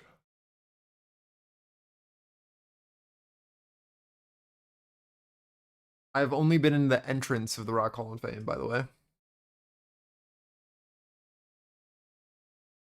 Never actually walked inside, other than like the front door entrance area where they hosted like a battle of bands 15 years ago.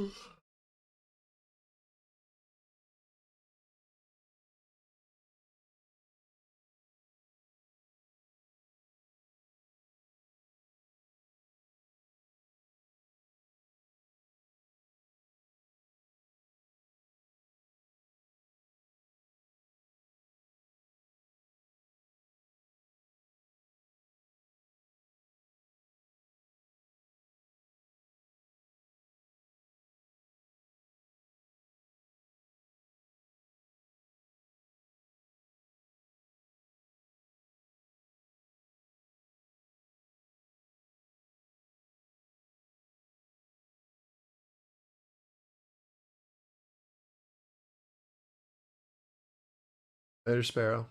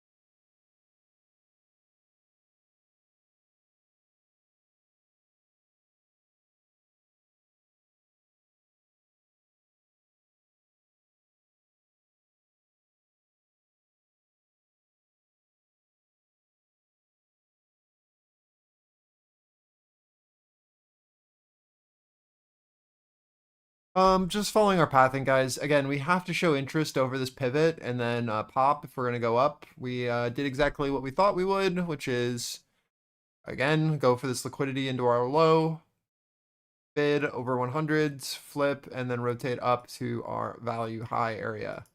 Note that everything above value high is excess, and this is where our seller is sitting. We need to show interest above this idiot, or we will not go anywhere.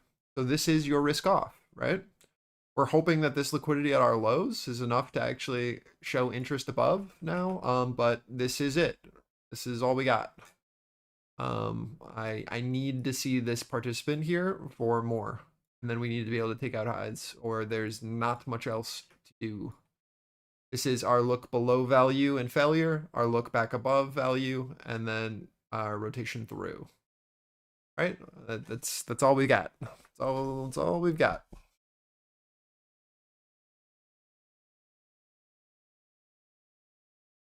So again, this is a great first risk off. If you are playing off this edge, if you're waiting, I don't think you should even be here if you're not willing to take these kind of areas. This is just going to be choppy garbage until this area is developed out. Our edge is still maintaining.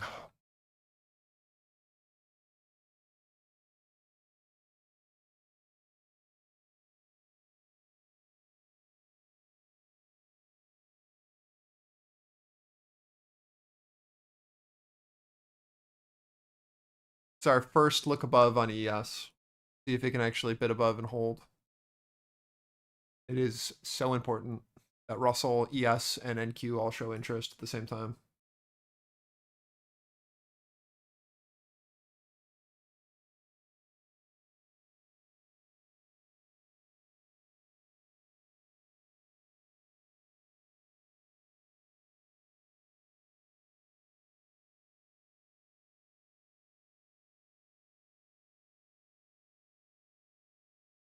We'll look above. Let's see if they fail or if we can continue.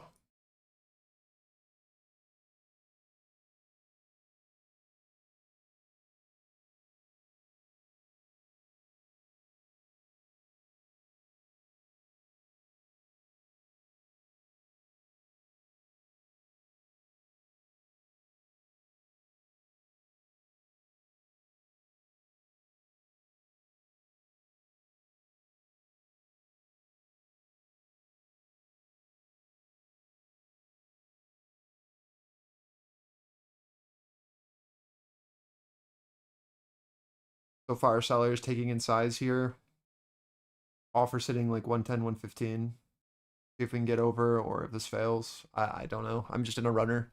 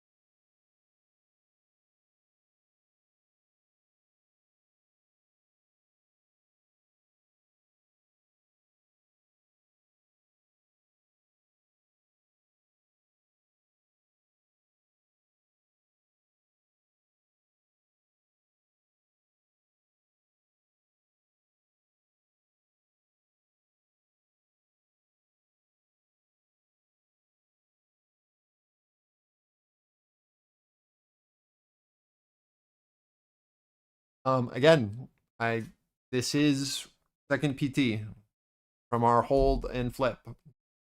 We need to show interest over this 115, 120 and show interest on ES and RTY, ideally at the same time, for actual movement. Or we expect that this seller is going to sit here again and take in size, and we will rotate back down.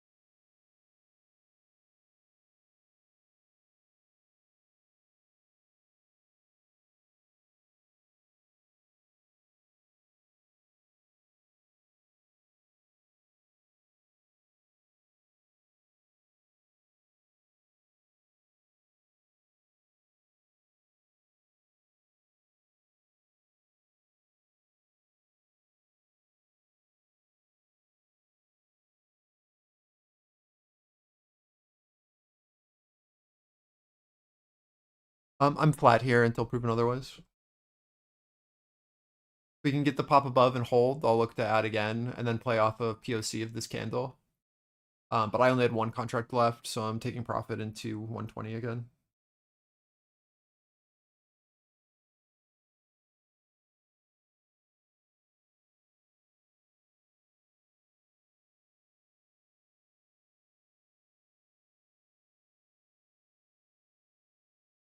This looks good though. If we can hold these areas on ES and R2Y and NQ can look above, I will look to get back in on any excitement. We can actually hold it.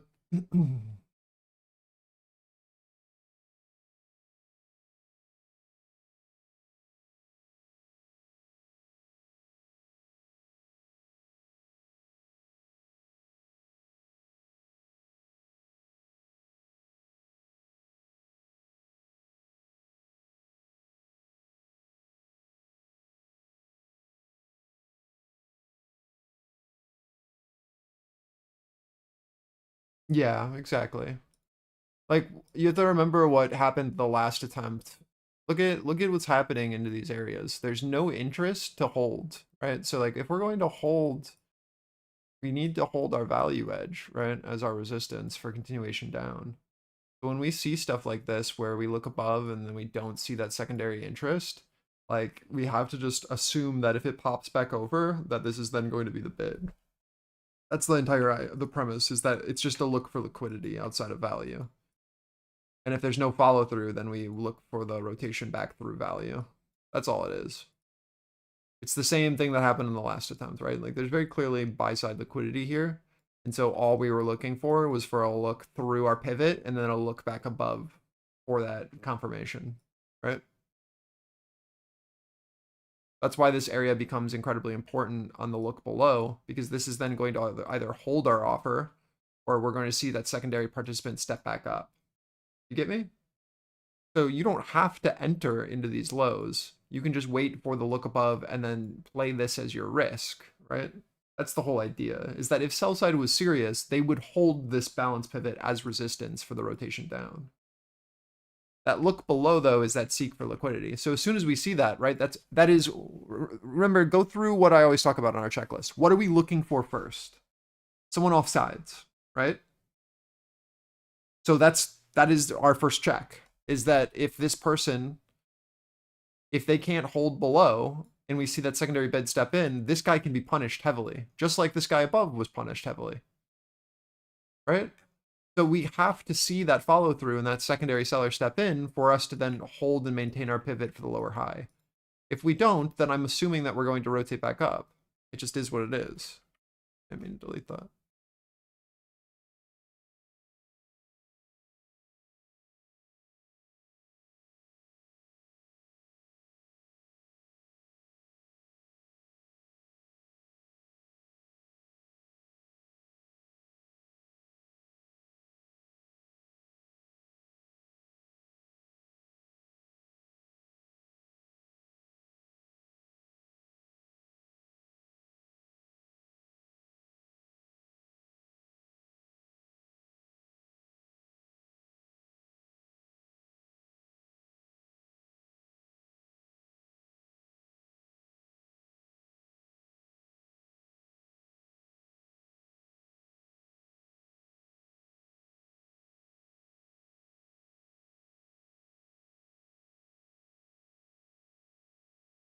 I have a starter long on the flip of 120 and 120. So we'll see if I can get filled on more contracts or if it's just going to be this one on the look above and hold so far.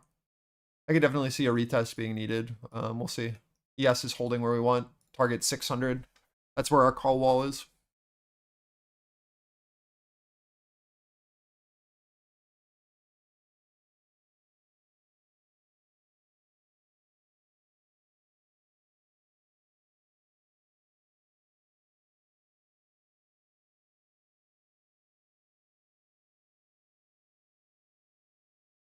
Does that make sense, Club, or no? Like, think about it from a footprint stance. Who's offsides down here, right? Like, where's this bid just took in the size, and then we stepped back over POC. Like if we were going to hold offer, right, we would be holding it here on this retest of POC and then reject and push downwards. But as soon as we see that this guy's outside of our value low, right, or our balance low, whatever you want to call it, and then we step back up and then see a bid be able to maintain over POC of previous candle, like I can't be bearish. I just can't. There's no argument to be made. And maybe we get stopped out. That's fine. But like I have to try the mechanical setup of what I'm looking for based off of, well, you know, where orders are. Let's see what happens here on retest of our 120.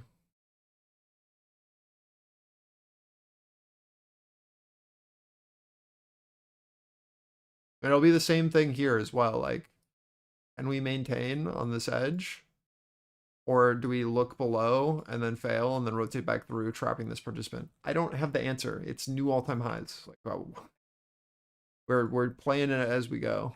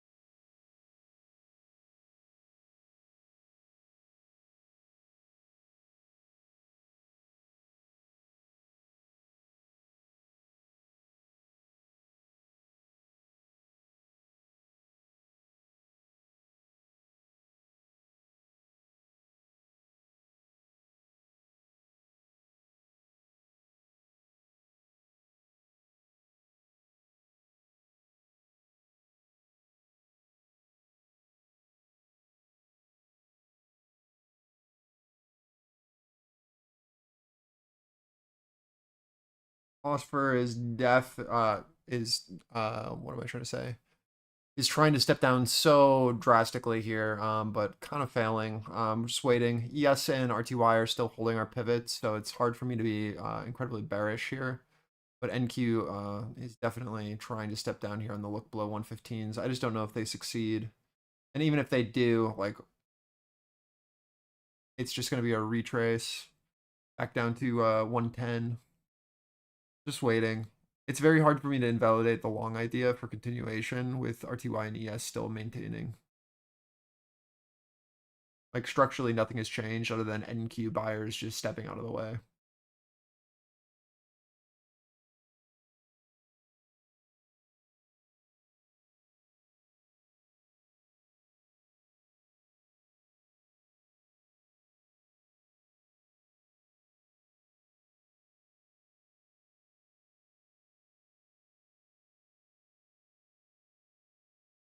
According to the Financial Times, the US and UK are nearer tech, nuclear, and whiskey deals ahead of Donald Trump's trip. Crazy combo.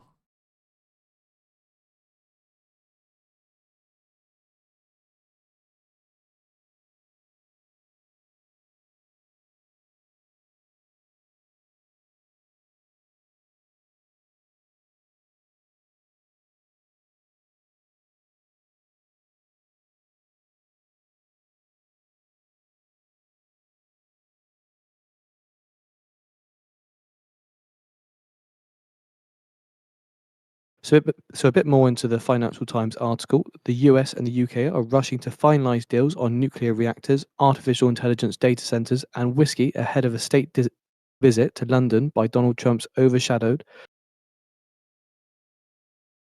by the firing of British Ambassador Lord Peter Mandelson. California-based OpenAI is set to announce a UK arm of its $500 billion Stargate data center project as part of a series of tech partnerships and trade agreements to coincide with the US president's visit next week.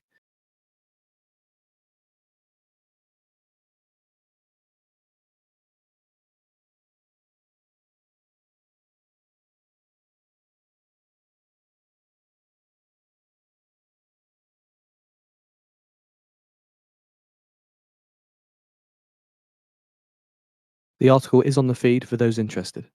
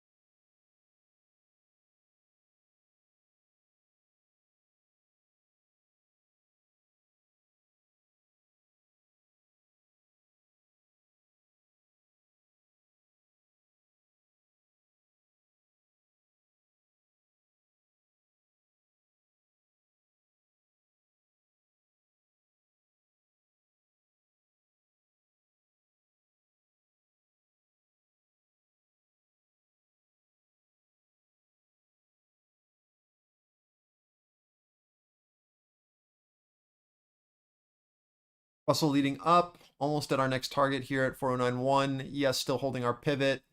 Again, it's very hard for me to be bearish on NQ with ES and RTY above our pivots. It just looks like a lack of a bid, if anything. We'll watch to see what happens here into 20. If offer holds, sure, maybe we have something on a look back below 15s and then a sweep, but I've got to be considerate that we're still maintaining our structure on everything else.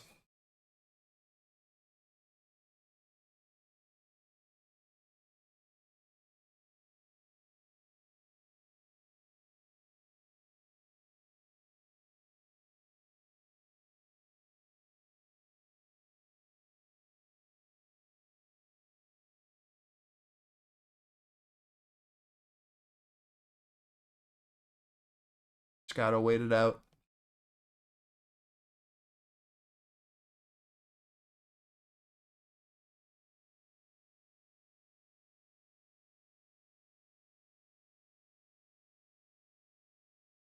No, it's free, man. It's just look here. Like where you set your candle type, volume footprint. They have TPOs as well, but I wouldn't. The TPO is pretty bad.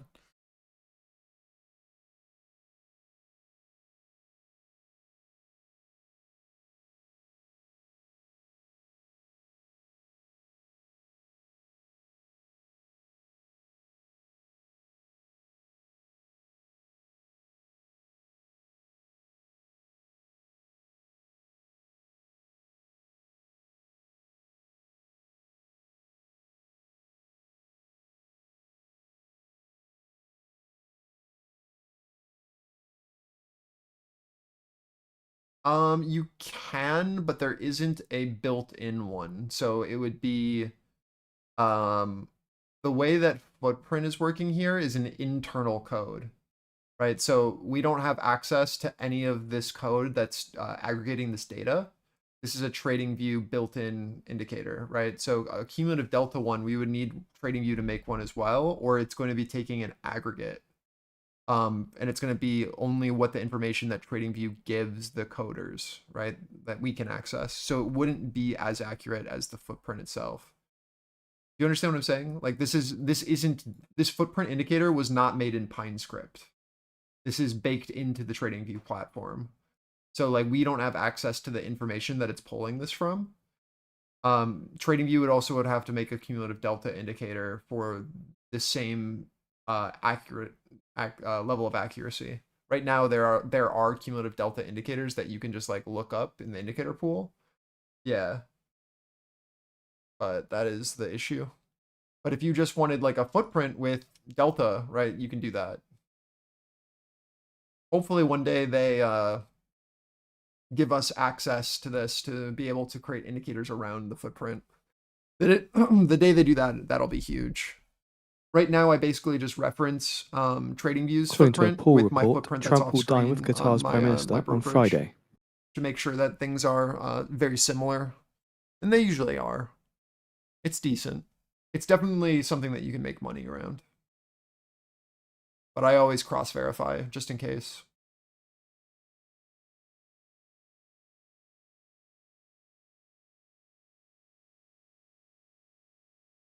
But yeah, if you want to use it, here are my settings. You can just pause the video at any point. This is what I use for NQ.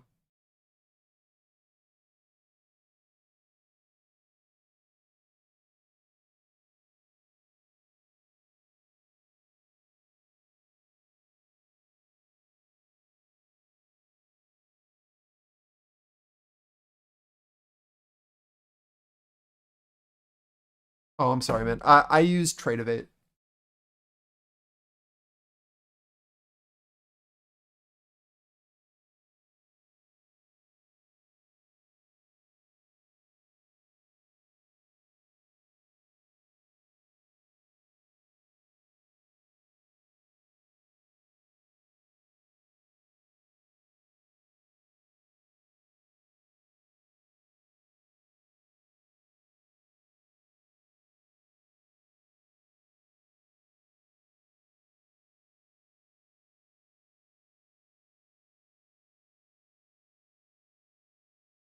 Oh yeah, I did. So I have a footprint on Tradeify as well, and I use that to cross-reference what I'm putting on stream, so that I make sure that things are relatively around the same levels.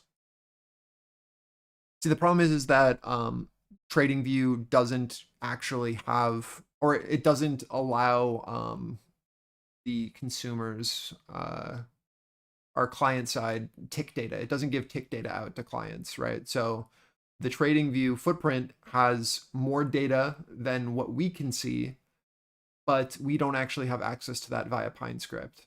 So I use another platform that does have tick data so that I can make sure that things are decently similar, right? Yeah, relatively similar.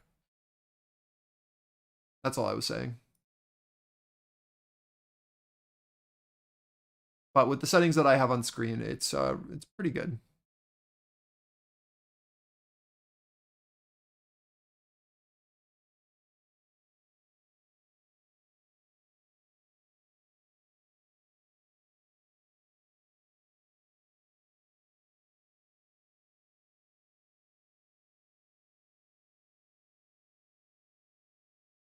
Yeah, that sucks that you have to pay for it now if you're not grandfathered in.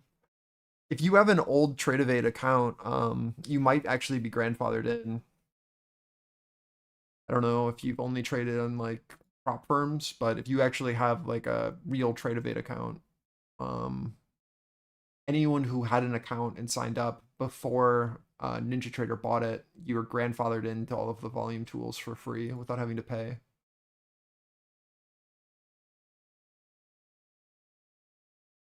I think it's crazy that they make you pay for like VWAP and footprint and stuff like that. I mean, that's mind blowing to me that that's not just included in platforms these days.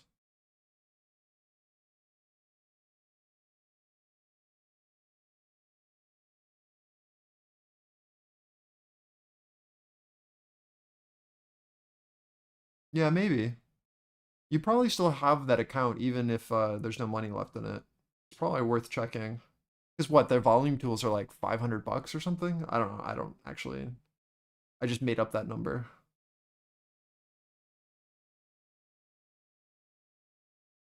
I remember it being expensive when I heard though.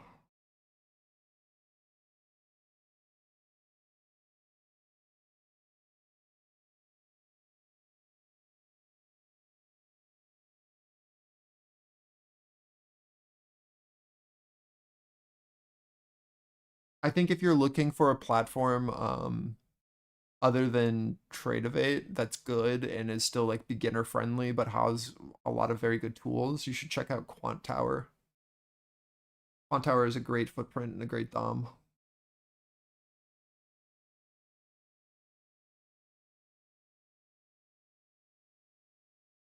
I'm just so used to Tradeivate because I've been using it for years that I just kind of stick with it.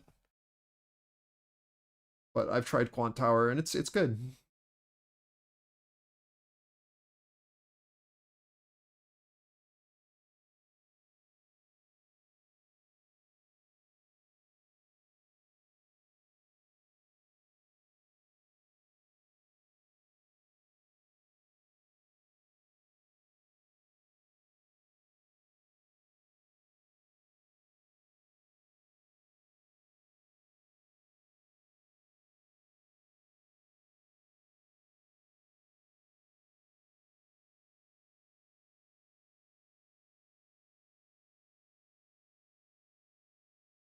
Is Project X Top Step? Is that what that is?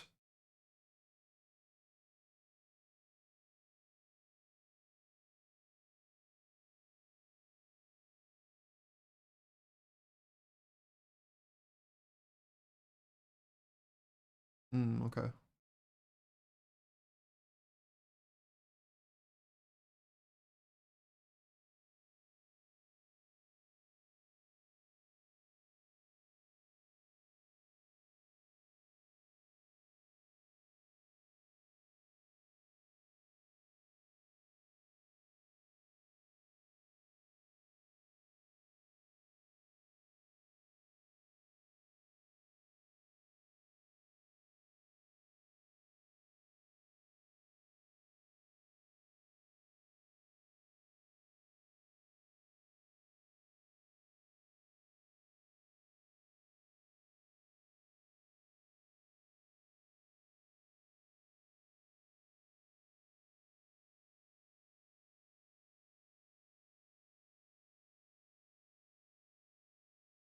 Oh, was YM the move?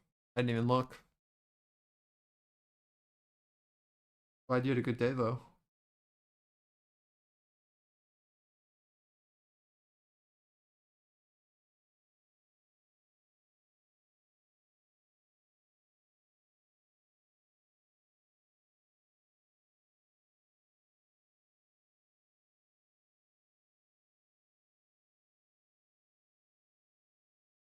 As regards to further detail, then Trump will dine with Qatar's PM Friday quantitative poll report. So that will be today in New York. Now, remember, Trump is traveling to New York, he's departing New York en route to Bedminster, New Jersey at 9:40 p.m. Eastern Time. And then he arrives in Bedminster, New Jersey, or it's supposed to be, at 10 past 10 p.m. Eastern Time.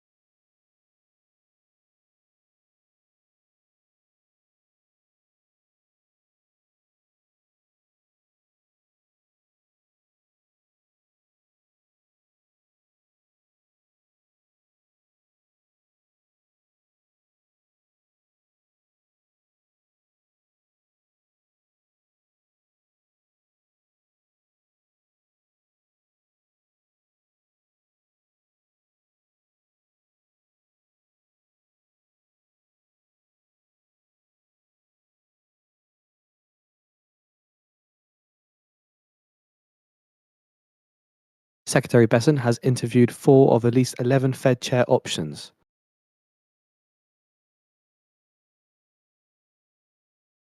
Besson interviewed Ryder for central bank job on Friday.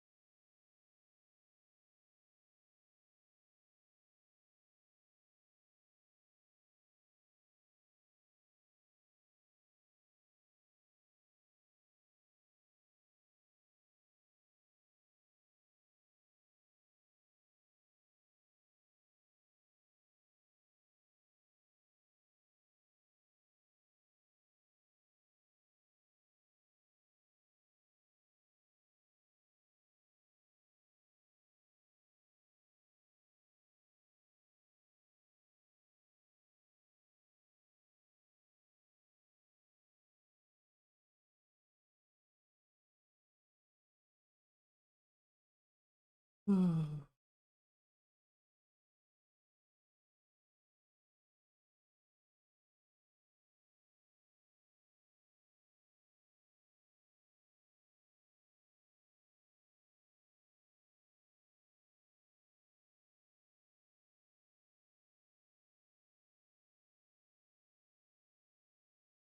we push into 600, I'll be looking to take off my first risk here on ES from our 96 flip, 95, 96 flip. NQ just retesting highs after holding our 115, 120, pushing into highs again. I'm a bit worried Russell coming back down to our pivot. We need to see this bounce. I don't know. This is it. There's a lot of contracts sitting here.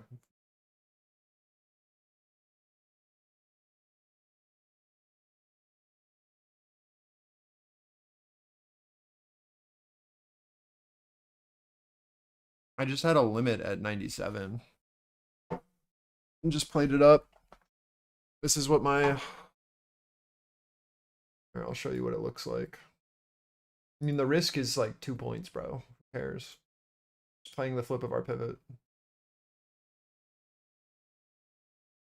I had it on as a hedge for my NQ positioning.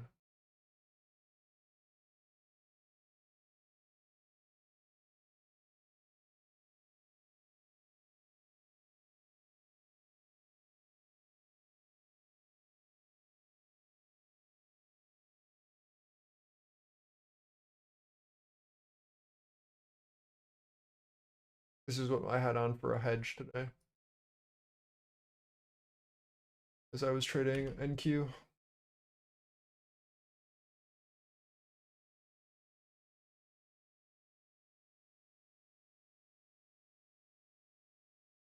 mean, that 95 wall was so thick, so I knew if like we flipped it, like it's just I'll just play it again. And then I just have an NQ position that I've been scalping off our pivots.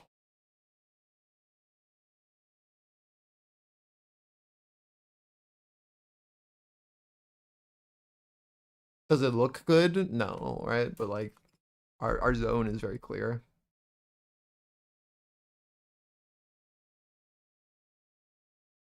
Right? Like this is choppy as fuck, but it doesn't matter.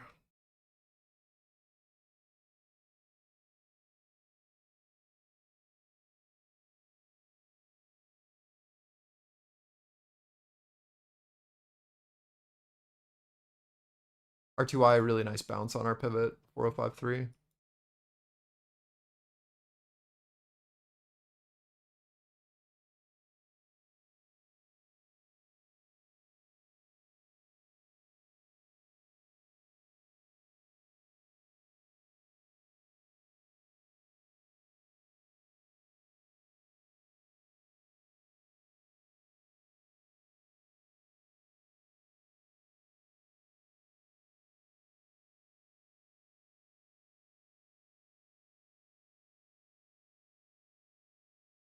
This week has been so boring. Ooh.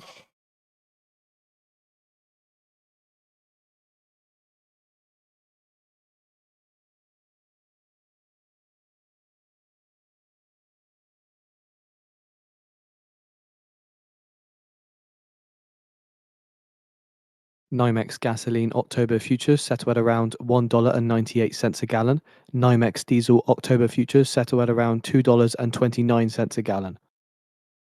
NYMEX WTI crude October futures settle at $62.69 a barrel, up 32 cents or 0.51%. NYMEX natural gas October futures settle at around $2.94.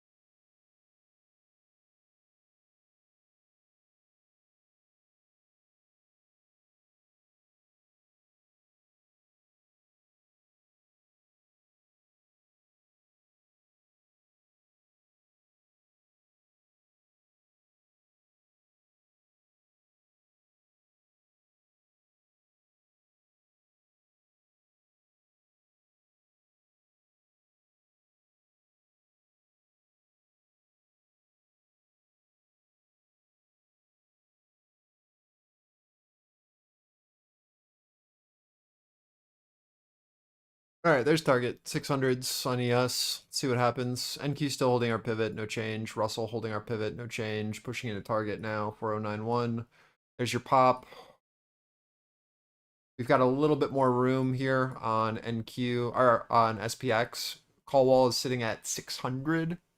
We're at 597.37 now, but move stops up, take profits as we're pushing. This is about as best I could do for you boys. I don't know. We somehow managed to trade today.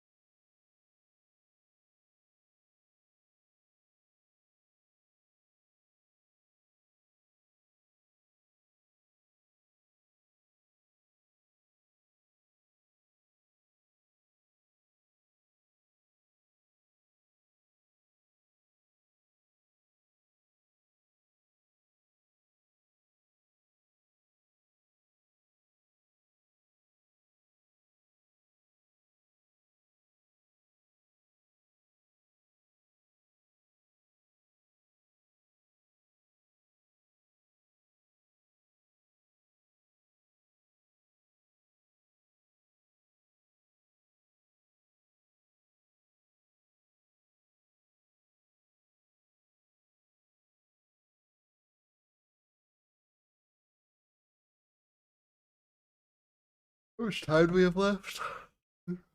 Oh boy.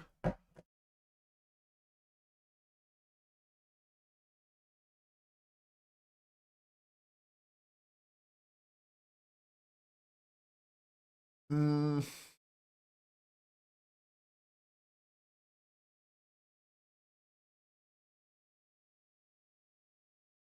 really want to close into this 140 and then just leave. Not gonna lie. Uh,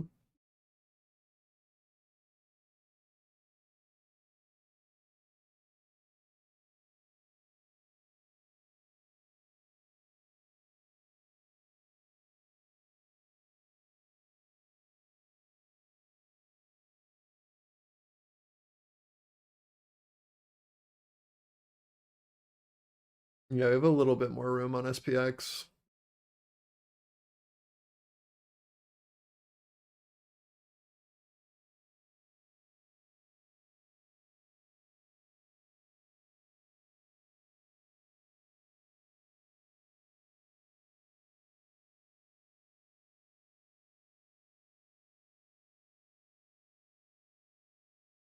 I don't know, man. I really want to take profit and just leave, but I know that if we can get over this 600 on SPX, like we have room. We actually expand, but like this seems like a really good target.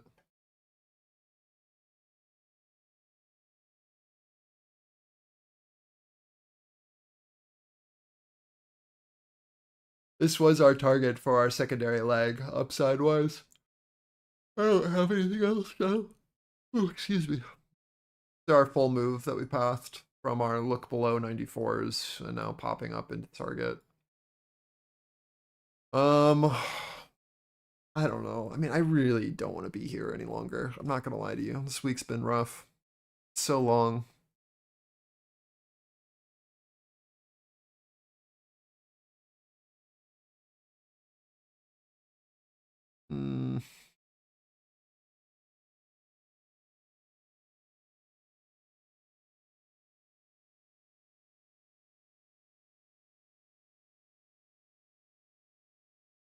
Is anyone even still trading, or am I trading alone?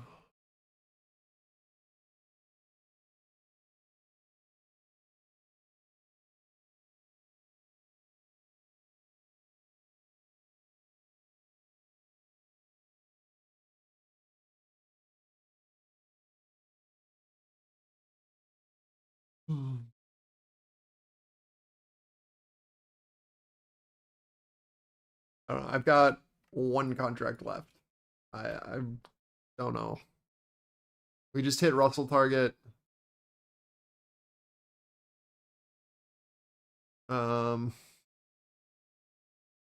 Yeah. I don't know.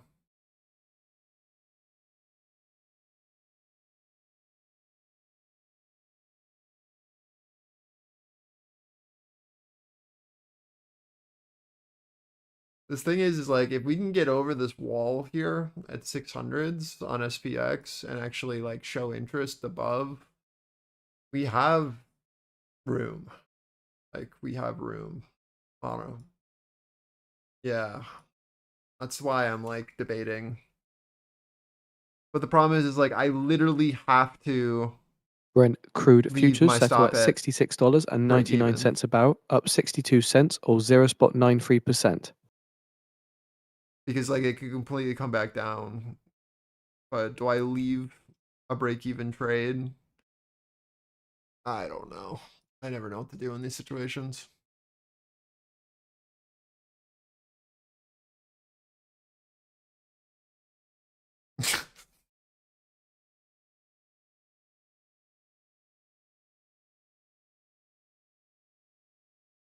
I mean, the actual thing, what I should be doing is just setting my PT, sorry, my stop at something I'm comfortable taking profits at, and then just letting it play and putting my stop above.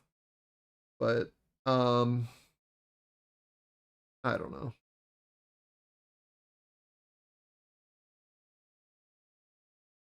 Doing these like 10 to close sessions every day has been not enjoyable.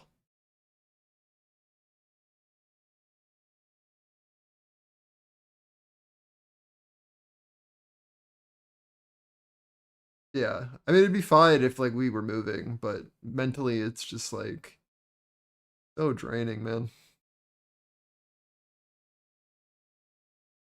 This market.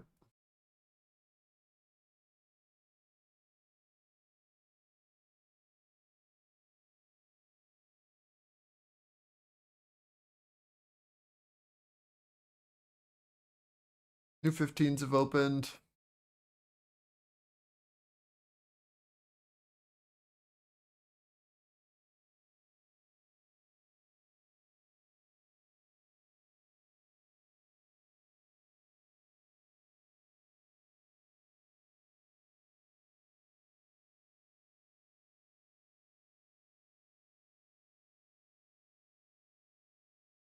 I fully closed out of my ES position from 96 into 602.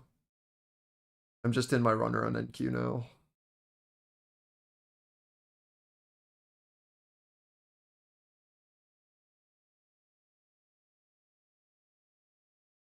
Like, what are these guys gonna do? Can we pop this or no?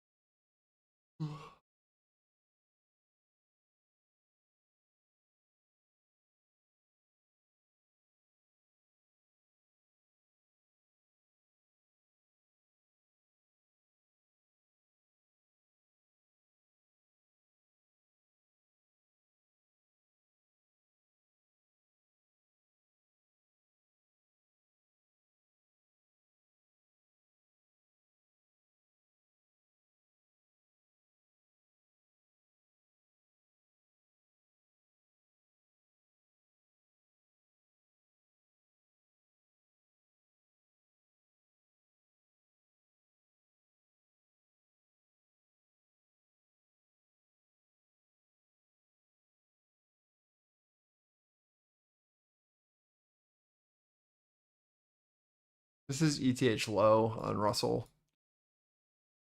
Look how large our 30-second opening range is above us.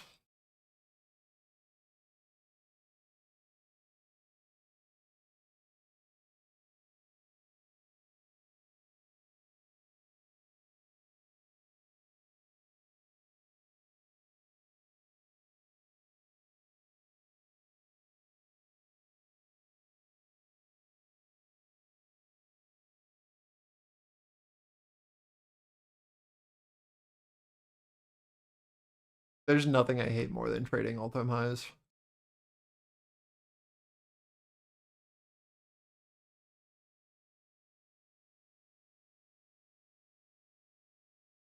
It really just like the market feels like no one knows what to do. Which I guess is true.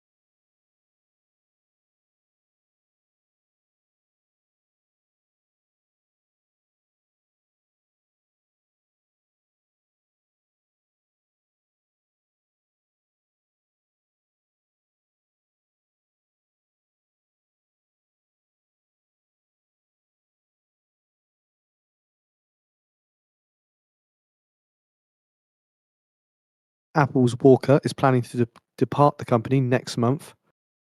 Apple's Walker currently overseeing AI-powered search project. Walker's departure adds to exodus of Apple AI executives. It's insane to me how unwilling Apple is to spend money on AI.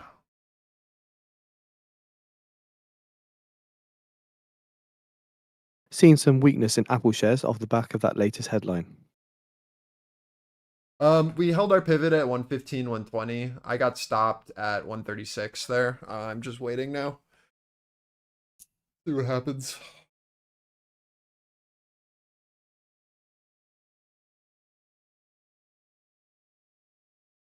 All that showed is that liquidity is still very present at 115, 120.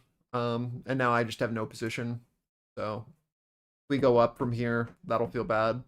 If we go down from here, then I'll feel pretty good. I don't know. And we'll see.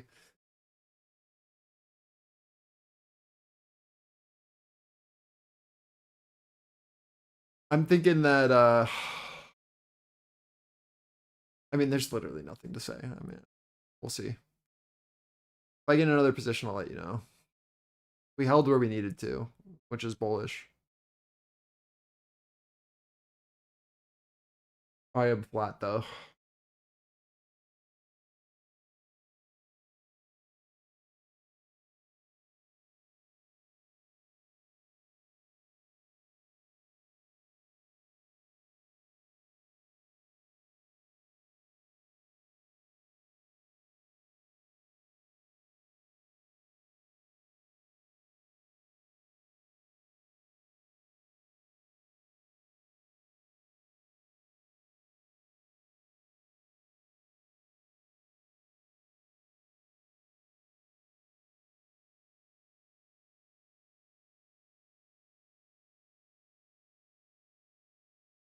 We are at my stop right now. It's like 136.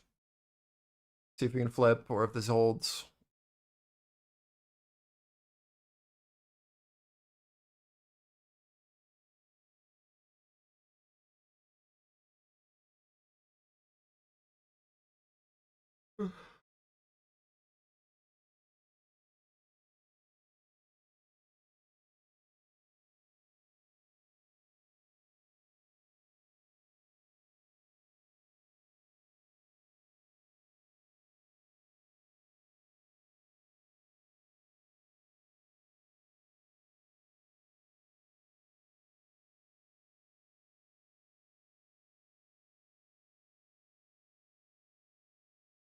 Just watching to see if we flip over this and hold. Again, we just went for liquidity, held, and then popped. So I'm looking to see if we can now bid here at this 139 so I can get back in here.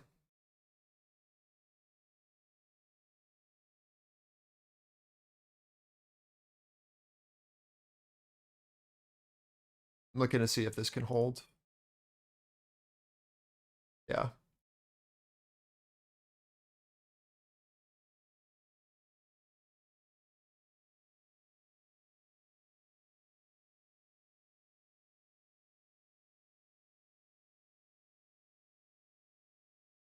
See what we can do here.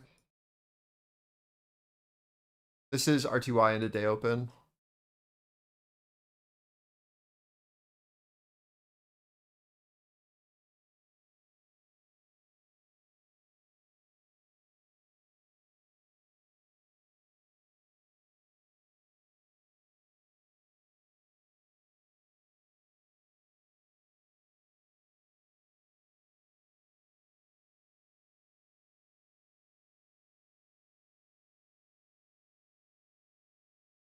We have one more point on SPX 600s.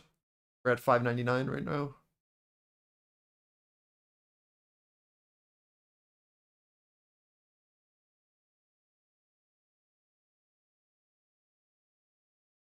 We just gapped into it and then rejected pretty violently off that. See what they do.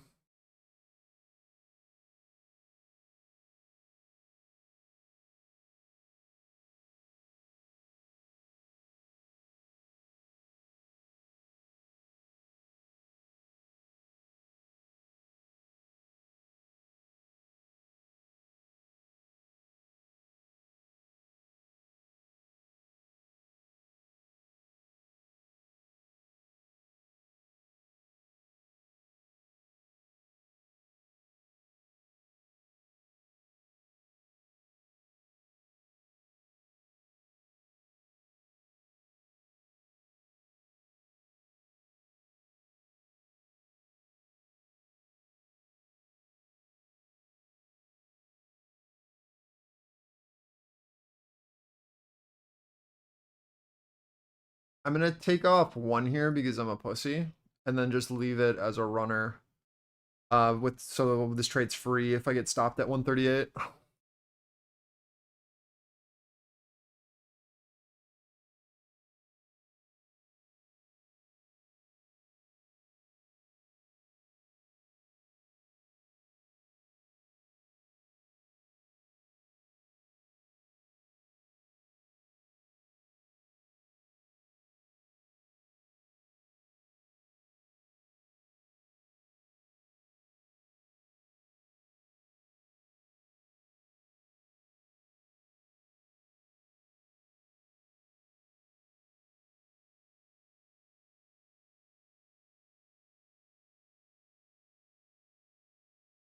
This is my current positioning.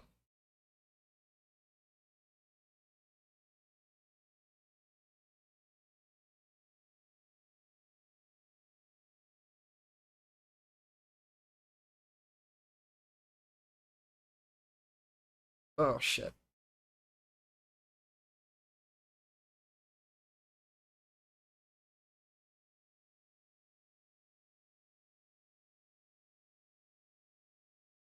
I should have had a limit down at 115, 120. But I'm just too bored.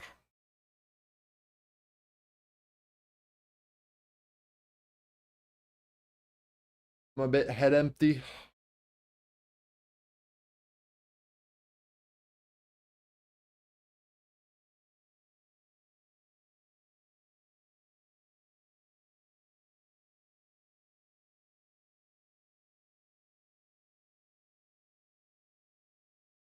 As soon as we tagged that low and saw the immediate bid, you have to think that we're potentially bullish. And then you just look for the flip over our bell high. And then as soon as we do that, we show interest, I just flip long. And then I play off of that POC to val high as my risk. We look for expansion. Because what do we have, right? What's step 1 always? The one who's offsides, right? This idiot is hella offsides. So as soon as we pop over value, I'm now bullish. I play that as my risk.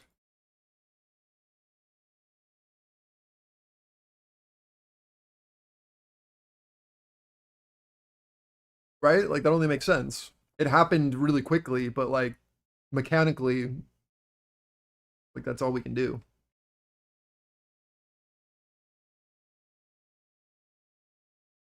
Right? Because like think about it. This is what would have happened. If we were bearish, this is what I would have wanted to have seen. Pop into this, offer, and then step below, right? Yeah, it's the same thing, it's just yeah. But instead what we get is a look for liquidity outside of our newly formed balance. Very quick dip. This guy's now offsides. We then see this, then step, bid raises, and then we play it up. Because now this guy is offsides, these guys are offsides. You now have 2 participants that are screwed. We have our bid that stepped up, absorbed here, and now secondary buyers are stepping in over.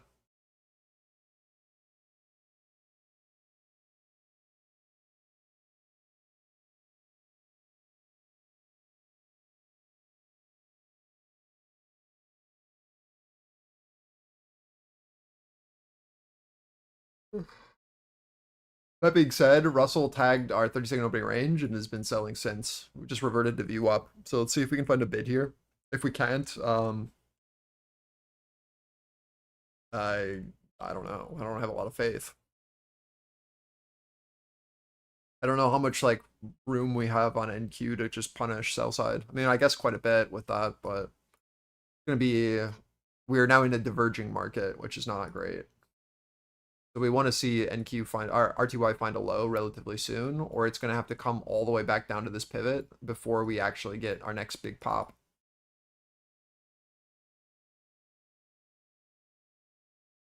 So don't think that ES gets a move until Russell gets down here.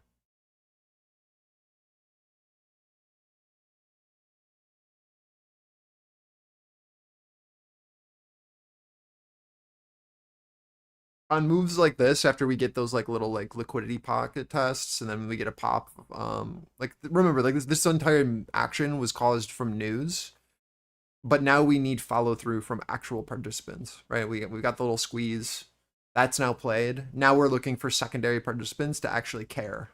Because if they don't, we just reverse right back down because clearly we haven't shifted value. We just had a liquidation event, right? So now you need actual people to be like, oh yeah, hell yeah, let's do it. If not, we just revert.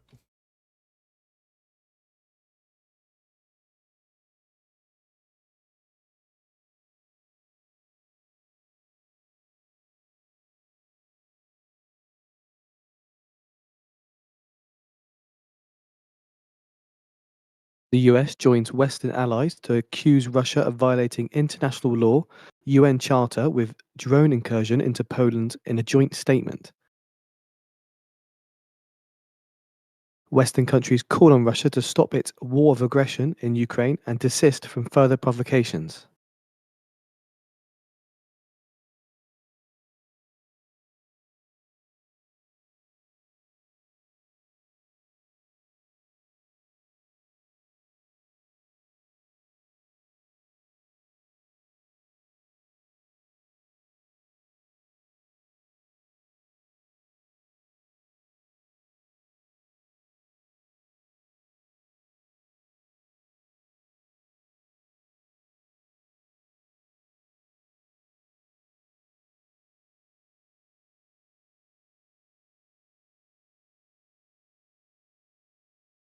All right, let's see what happens here on RTY. We're seeing our daily POC try to shift here. We're looking to see if the bid can find a low in this sector here and then bounce off of this. Ideally here at this 4053 would be bullish. If it needs to go a little bit lower, we have a little wiggle room here, but this is the node ideally. Again, I don't think that we get upside continuation until Russell finds this low. I don't think anything real at least.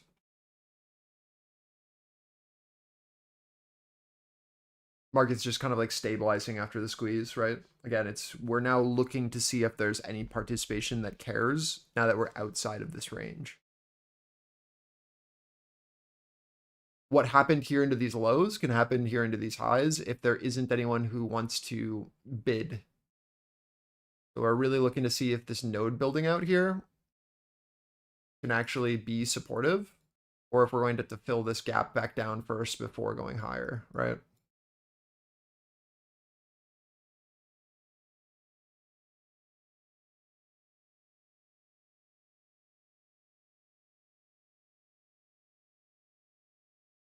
This is a really tough market to trade if you don't have like a really good grasp on like these interactions and how price works. Like this is a really, really hard market to trade right now. So if you're struggling, don't be too hard on yourself. The only thing you should really be hard on yourself is that you know that you don't have edge right now and you're still trying to transact. You're over trading, right? In this kind of environment where you're not too familiar with it. That's the only thing you can really be hard on yourself about. But if you're trying to learn and you're practicing right now and you're having a hard time and you're in a paper account, right? And you're just learning and you're trying to get this down, don't be too hard on yourself. This is a rough market. But if you're trading your live account and you know you don't have edge, you need to reevaluate a bit because you know what works and what doesn't. And if this isn't a market type that works for you, right? You need to be lowering your size, putting yourself in a position where you can't blow up on a day like today because there's going to be much better opportunities. You know that. You know the market doesn't always look like this.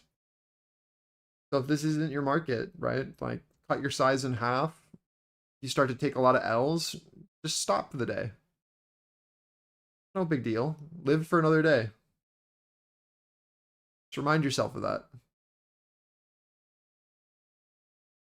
And then practice, right? Like open up the paper account and try to follow along with the things that I'm talking about, these concepts. Become more familiar with them until it's just like immediate recognition.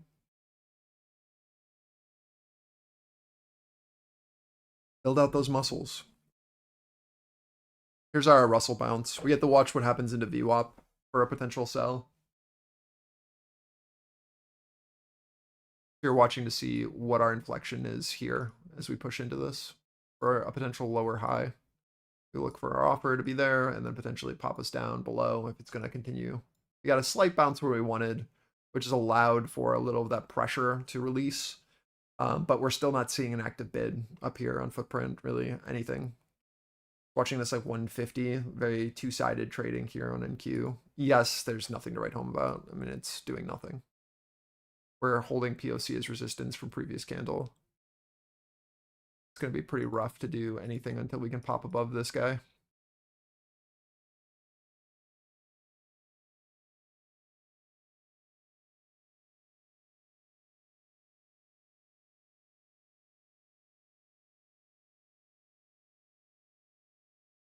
The market will...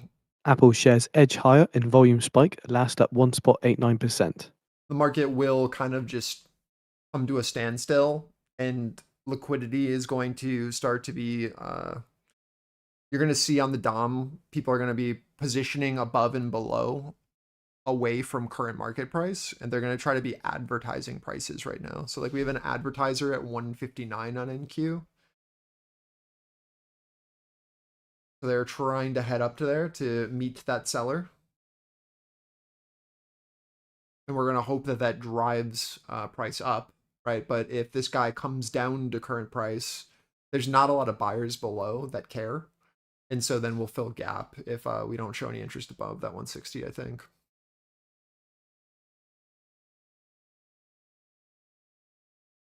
Then it's like, okay, well, where are we going to come down towards? Well, where the bid was last, right? So back down to that 138, 142 area to fill the LVN.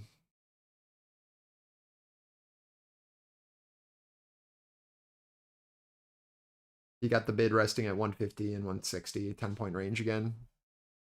Our favorite thing on NQ. Watch Russell as we come into VWAP for that sell side rejection if it's going to happen. Clean up my charts a bit while we watch.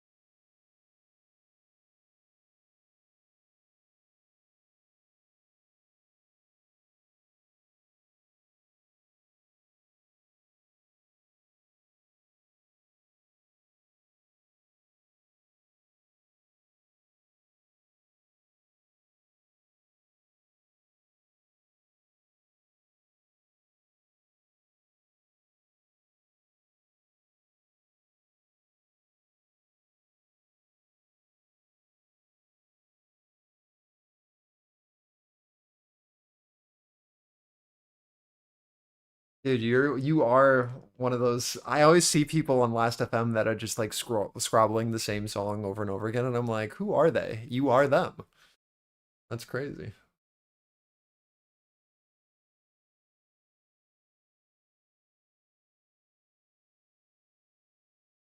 Like I would have just assumed you're a bot. Ugh.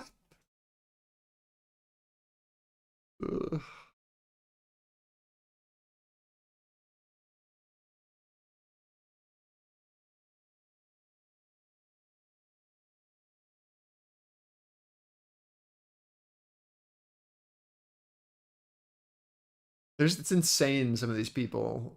Let me see if I can find. I was talking to Arlo about this. Like, there are these people that listen to the same track a billion times just so that they can be on the leaderboard.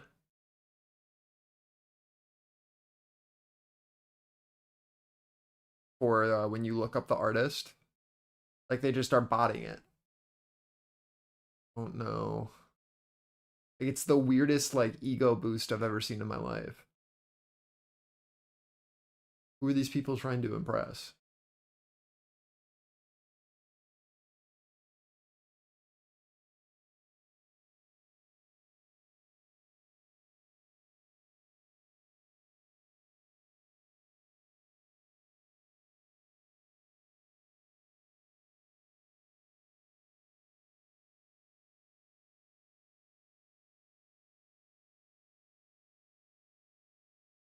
How do I find a profile?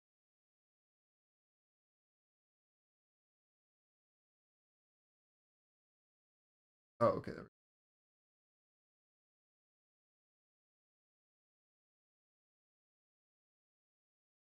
Look at this profile that I found. It's insane. The last time I looked, he was at 6 million scrobbles. He's gotten an extra 7 million scrobbles.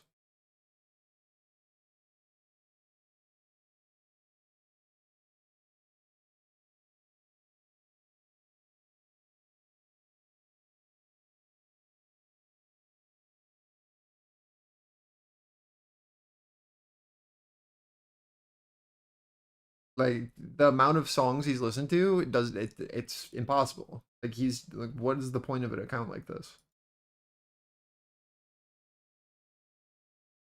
They're all over this platform. I don't understand.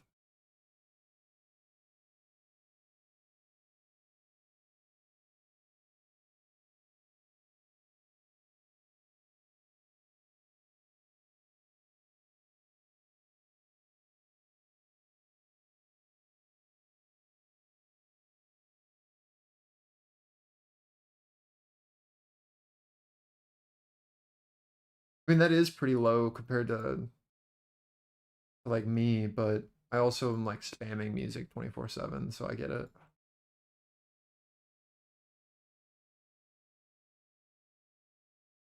I think a good comparison to is like Sven. You're way ahead of Sven.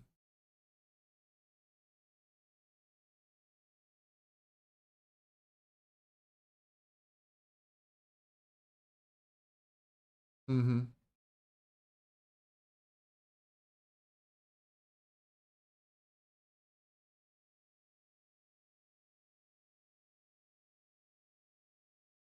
All right, there's your full retrace of our squeeze. Feels bad, man. See what happens here.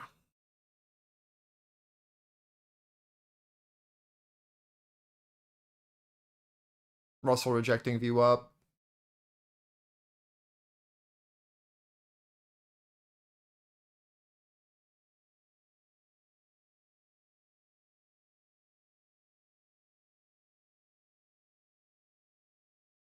I don't know if he'll like my music.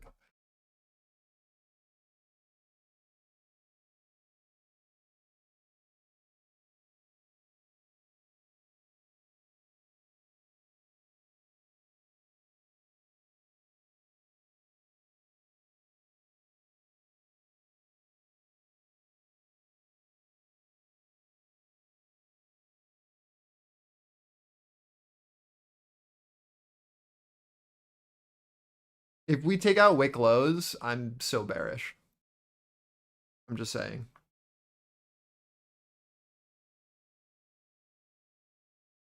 I just got stopped at 138 on my runner, by the way. See what happens here. Yeah, the news wick lows. Like, if we take out news wick lows, I did. Market's donezo.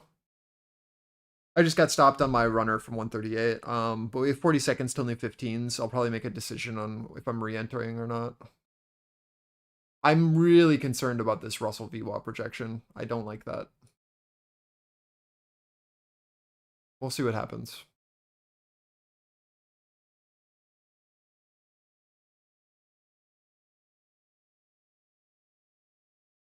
I basically want to see like liquidity remain, right, from where our wick lows were.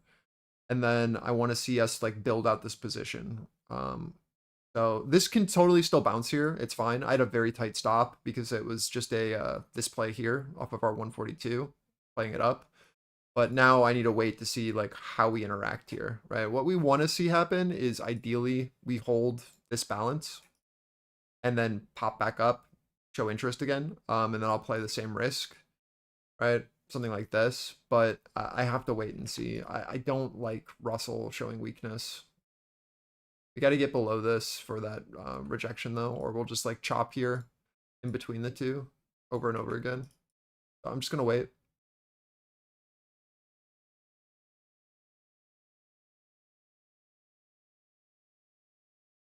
Again, like think about what happened into our highs, right? We had a failure from secondary buyers to do anything. Offer step down below this bid, rejected, right? Pushed through our LVN. Now we're in our previous balance.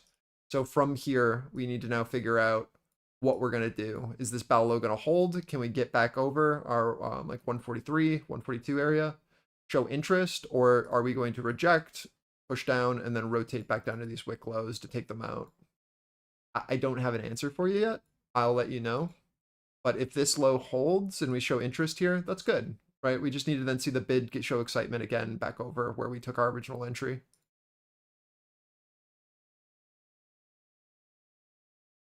When we have squeeze moves like this, where we go down into liquidity and then we pop over value, it's like what I was talking about. We need momentum to persist or it's going to fade, right? If there aren't enough people who are willing to participate after the squeeze, then we should expect that we return to value, right? Like that only makes sense. So now we just have to wait to see what happens here. I'm not interested in anything until I see what happens into these lows. I'm just gonna wait.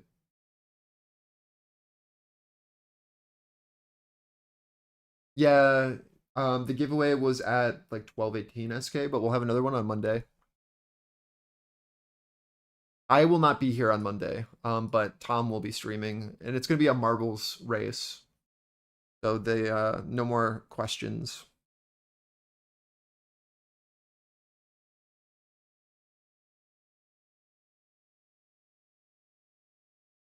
So you'll just have to sign up, and then you'll get put into like an RNG marbles race for the account giveaways.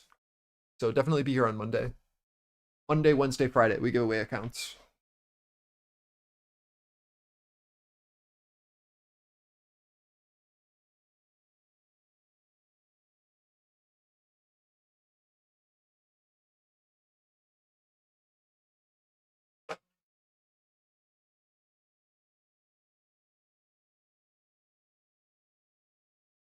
My idea right now, sir, I mean, we'll see what happens, but I think that we take out liquidity right below 130, bid again, and then pop. I don't want to play off that knife catch low, but that's my current thesis, is that we're going to just like wick into this POC here, and then look for a pop back over 130, like 142. I'm going to keep an eye on it. I think it's going to be a very similar move to what happened down at this low.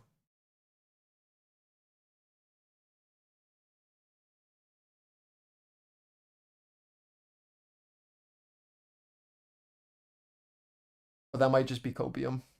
We'll see.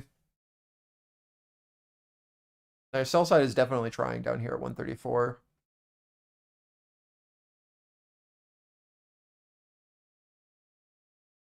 But this bid is like pretty decent at 130.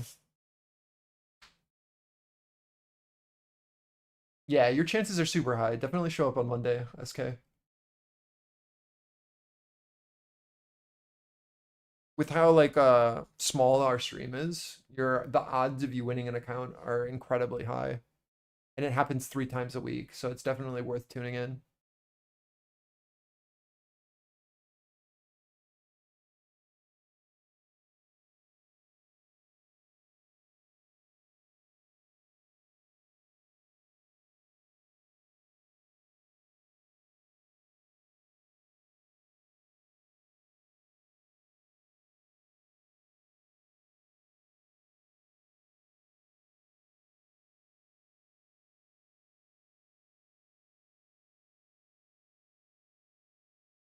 What kind of music do you listen to, Zeno?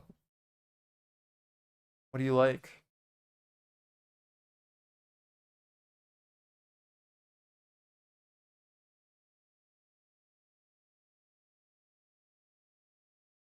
Looking at my profile isn't going to be incredibly helpful because I'm all over the place, but I have a lot of different playlists. If you are looking for something new, I'd give you that instead.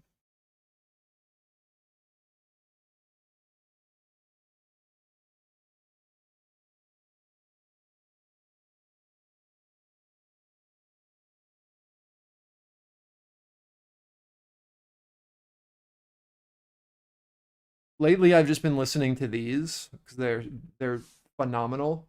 But I don't know if you're into like salsa at all. But I usually just have like one of these on. If you don't see anything on my last FM playing, because I have one of these playlists on. These are all bangers.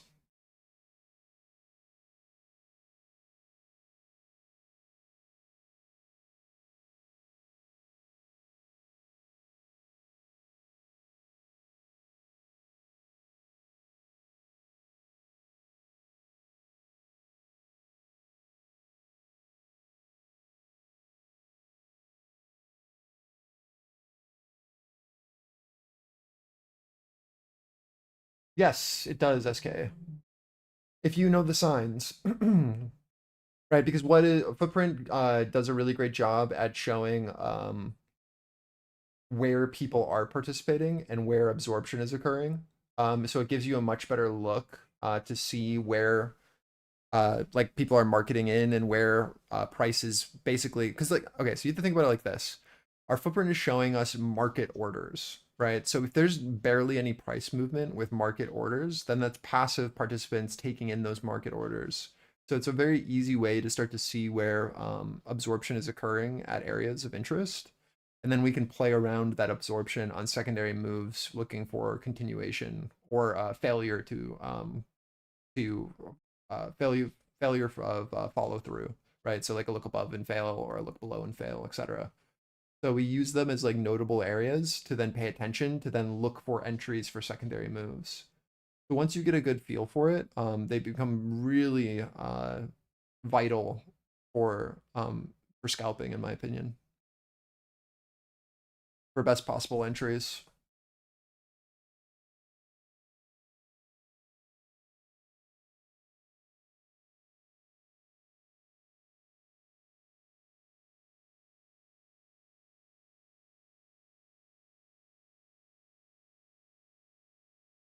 All right, we're flirting with this 130. Let's see if they pull or if we eat this quickly and then pop back up.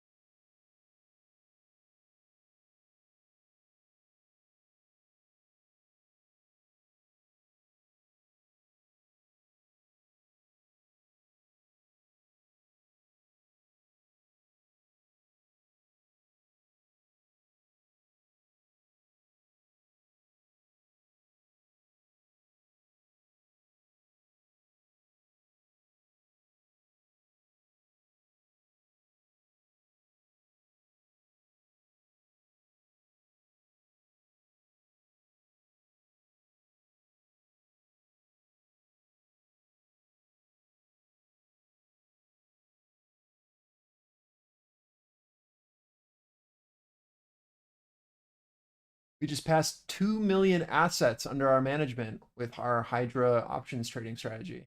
Huge. Outperforming the S&P by 5% this year with lower risk. People who started with 5K are now up $7,500. All automated, by the way.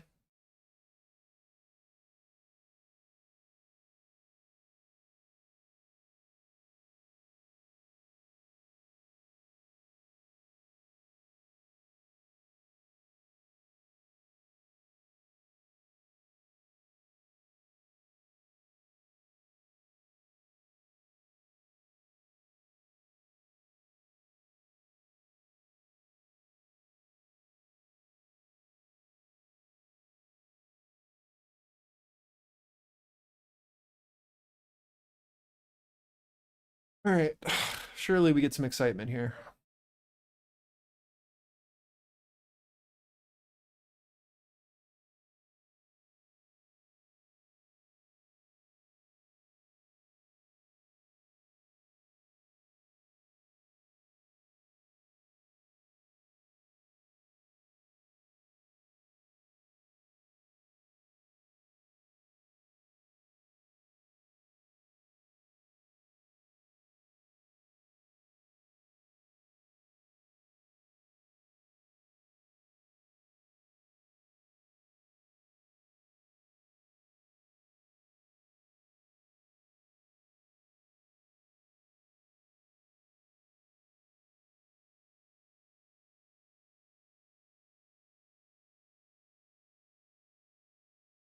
Just to clarify what I'm talking about again, I'm watching to see if we find liquidity into this low and can get back above this for a bullish move, or if offer is going to maintain here and we're just going to take out these wick lows and then go bearish on a look below and hold. So really just paying attention to this area and seeing if we can get back above this balance for our original entry on this long, or if offer is going to continue down with Russell weakness off of our failure at VWAP. ES leading down back to our big pivot where we took our longs originally at 96.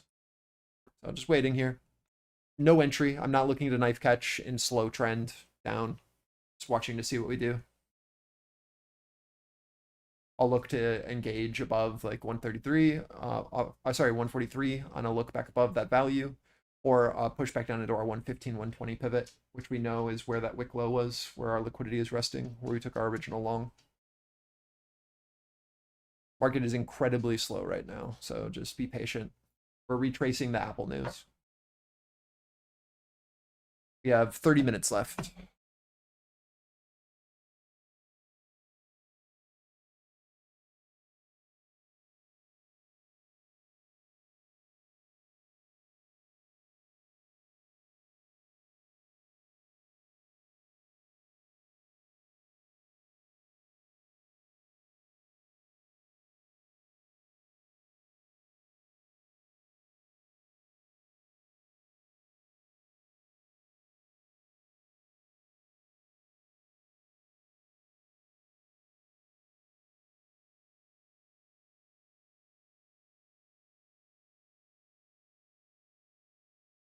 Spam.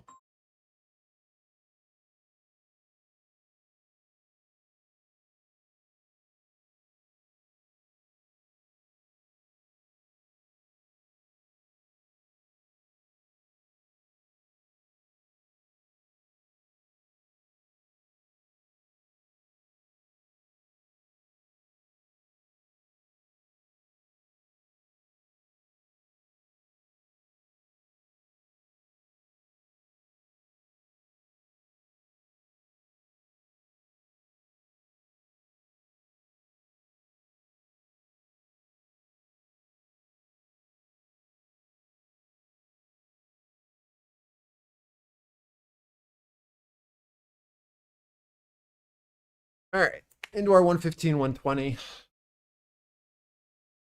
Into our pivot here on ES. So we hit our 600 wall on SPX and have been down ever since. So we're coming down into 590. I am looking to see what happens. All right, we hit our call wall at our 600s. Yeah, 590 is our pivot below. Let's see what we can do now that we're coming back down. 15 to 20 is where we'd look for liquidity, and then I'm not interested in this rotation personally at all. I will wait for us to recover this for any longs. You can try with 5 points of risk here, 15 to 20, but I still am not seeing enough of a bid yet. I'm going to wait for 20 seconds into our new 15s and see if we get something new. ES into our pivot as well. Russell is now done full target from our VWAP projection into our low.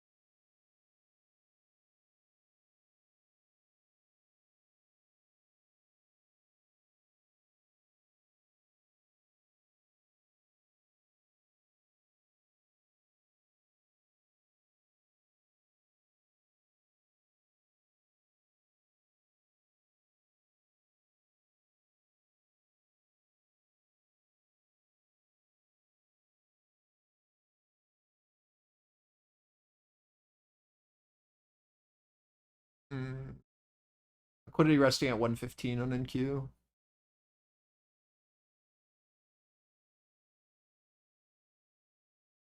Sell side trying to step in here again at 120. Absorbed so far. See if they can fling it down or if we hold here and then pop back up.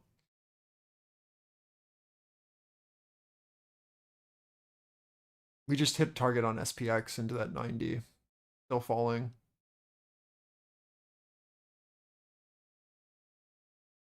I really want a Gamba, but I'm gonna wait.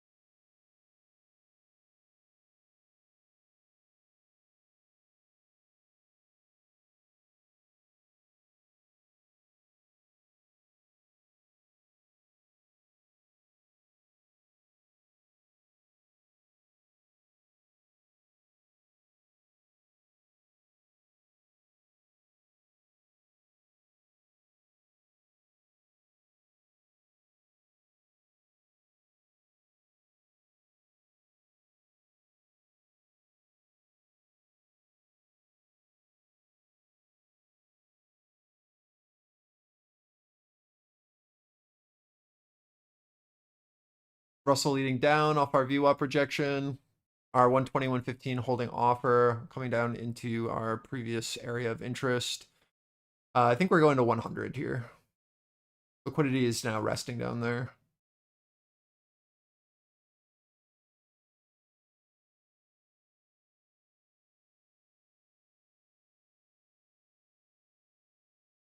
So we took out the wick lows from the news candle, and we've been selling ever since off of that flip of our pivot. I should have probably taken it, but I don't know, man. I'm a little antsy.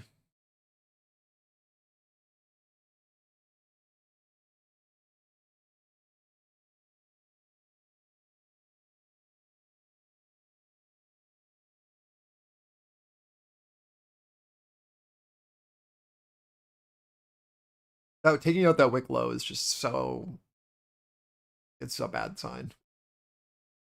Like I was talking about, it's just not great. We've now done our full reversion on ES back down to our bottom of range. It's 87 to 89. I could see this oscillating. Wait to see what Russell does. I think NQ still has room to 100.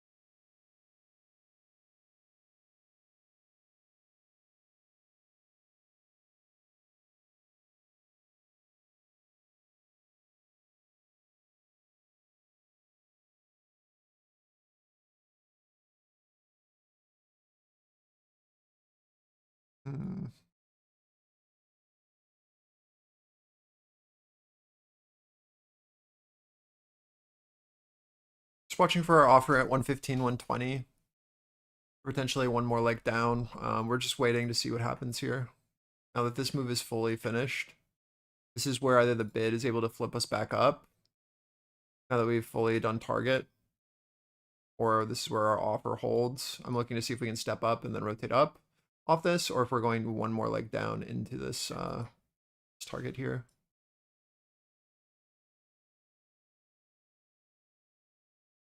And again, like ES is just doing this rotation we've been in all day.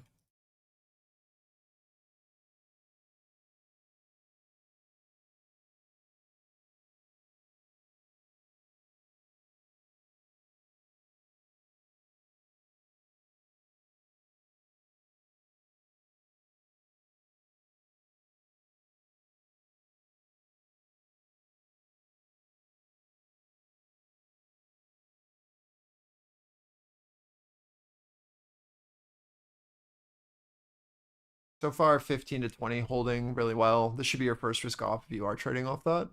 Secondary target will be that 100 that I'm looking for.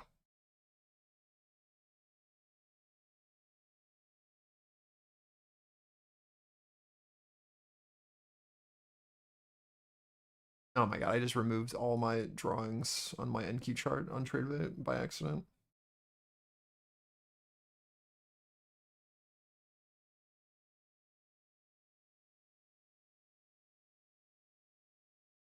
Why is that like so annoying?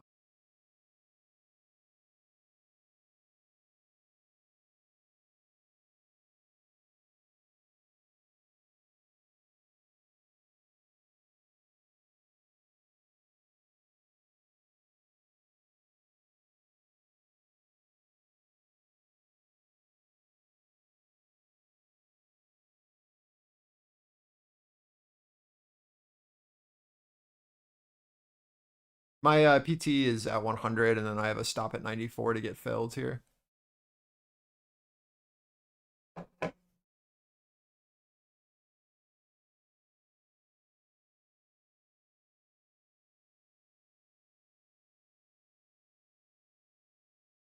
All right, so I have a stop on a short from 115 to 120 with 2 contracts above, 1 contract short right now, and then a PT at 100 with a fill for a limit buy at 100 to stop at 94 for 1 contract.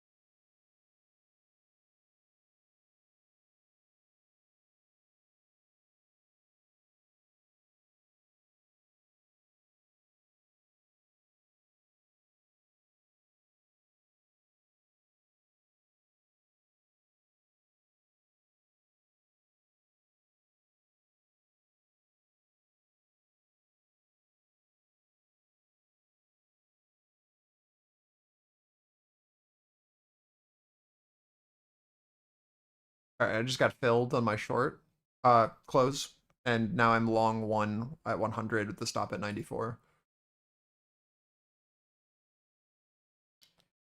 This is kind of a knife catch, but we'll see. 6 points of risk.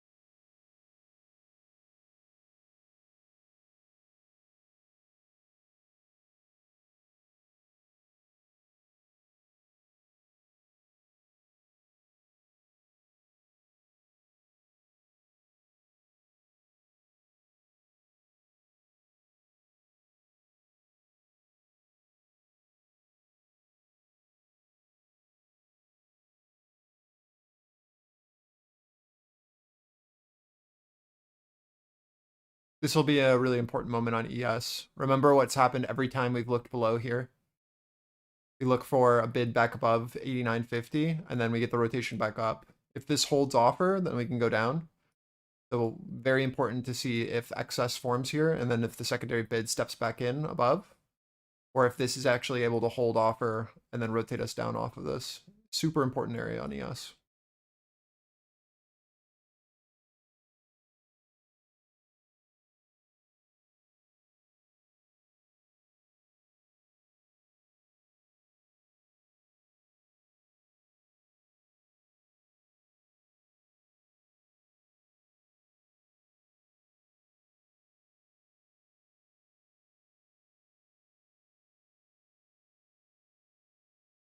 Russell's still leading down. I get stopped here probably. Not yet.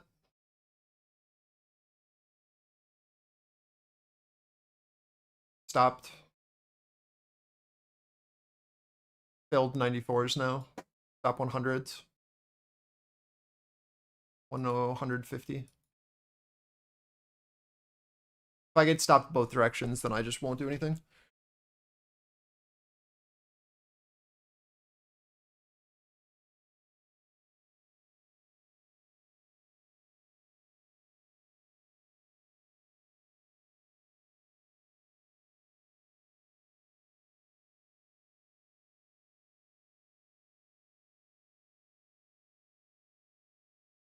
Sorry.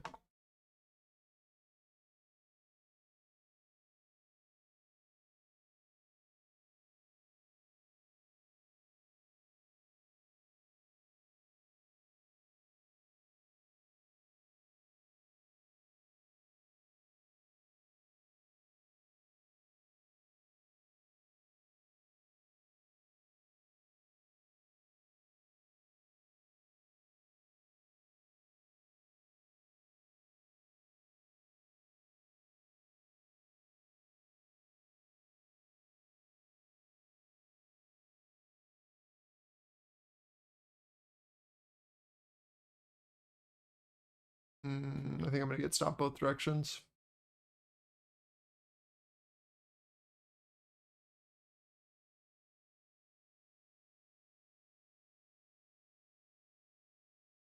Yeah, I'm out. All right, I'll chill. That's it for me, probably. That's like a very unlikely scenario, but it happens eventually. Oh, sometimes it is what it is. I could still be right, but my stop is really tight here because it's end of day.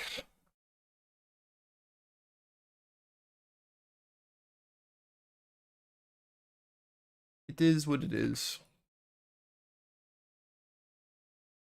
I'll look to play if we get back over 120. Us recovering this and sell side failure at lows, it's pretty bullish in my opinion, but I won't touch it again now that I've gotten stopped twice. Watch ES here though.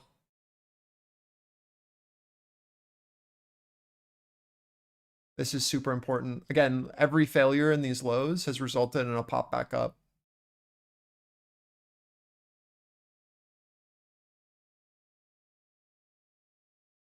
I'm actually going to play this on ES instead.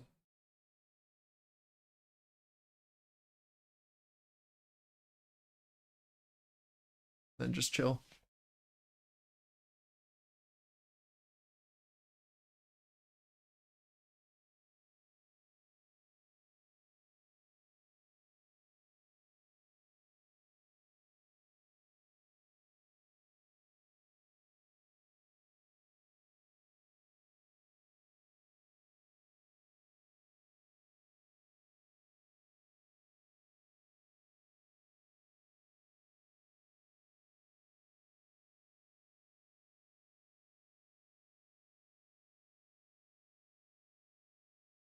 It sucks that we got stopped there, but it is what it is. 20 seconds.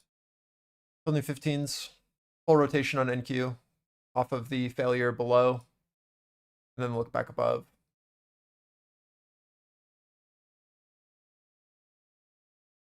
We'll watch to see our offer here. This is your first risk off if you did take this trade. ES still has room. If we flip over 20s, I probably go long on NQ. Yeah, no problem, Jason. Have a good rest of your day.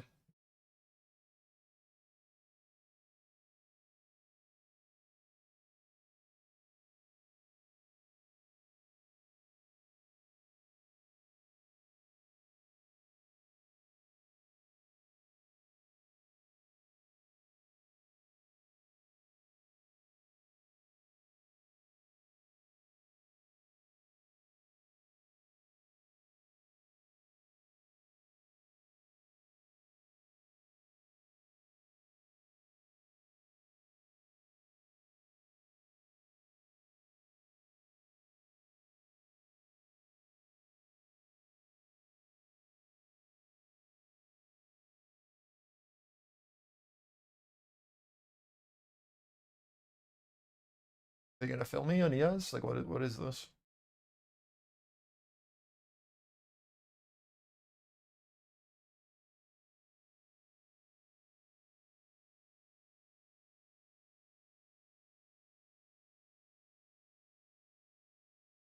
All right, I got filled on one contract at 93s on ES in a runner now.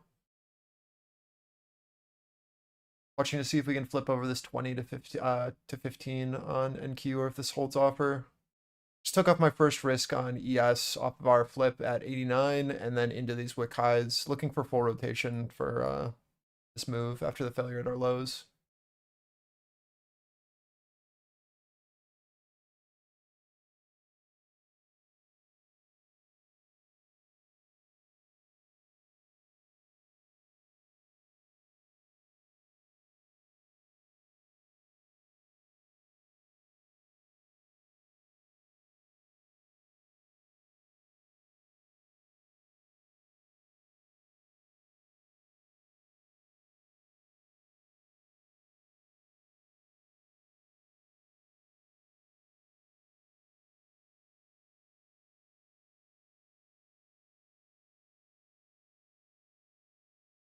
MOC, 2.5 minutes.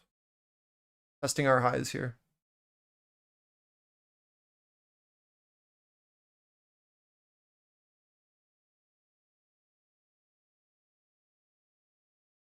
According to U.S. Appeals Court, Google loses bid to further delay court-ordered reforms to App Store Play. It So depends again, on the Google loses day, bid to Odin. further delay court-ordered reforms to App Store Play. On days like today, no. Not fast enough for me to enter with market.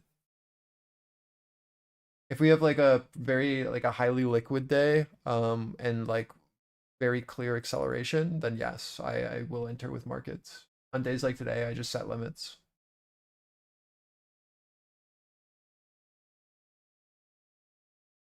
For like 90% of my trades.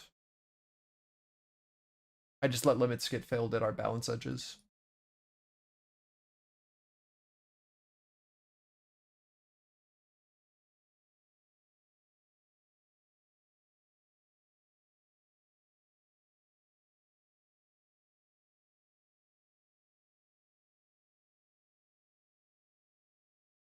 What we want when we buy with markets is we are trying to get filled. Like the only reason you market in is because you're going to get an immediate reaction. If you don't think that you're getting like immediate liquidity pops off of the areas, then there's really no point in marketing in, right? Like the reason you market is for like the fear of missing out, right? So we need very quick, excited moves for that to make sense, or you might as well just chill 1 minute with to the go limit. till we get the market on closed imbalance data. You know, you get what I'm saying? Like there's a reason when markets are good in very set in specific environments, but if we're like just chopping and it's like pretty volatile within the range in which we're chopping, getting in a market order in a choppy volatile range is not good because your fill is going to be absolutely horrendous. So it's better to just set a limit.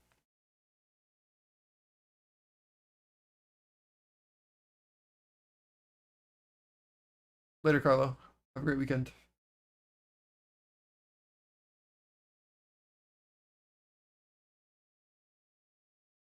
Ten seconds.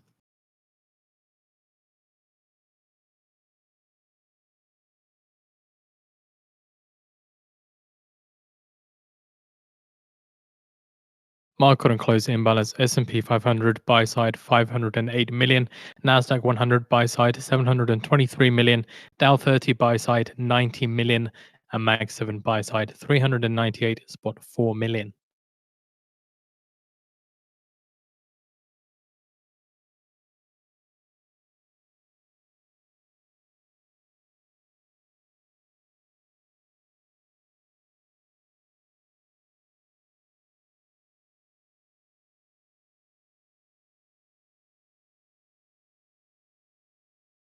This bid is really trying here on these highs on NQ. And they do it though.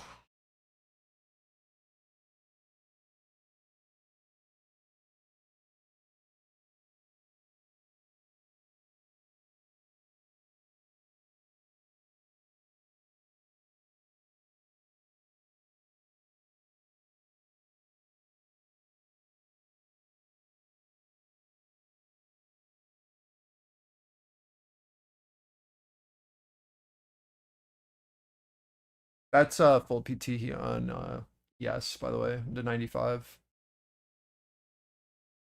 See if we can flip or if this holds.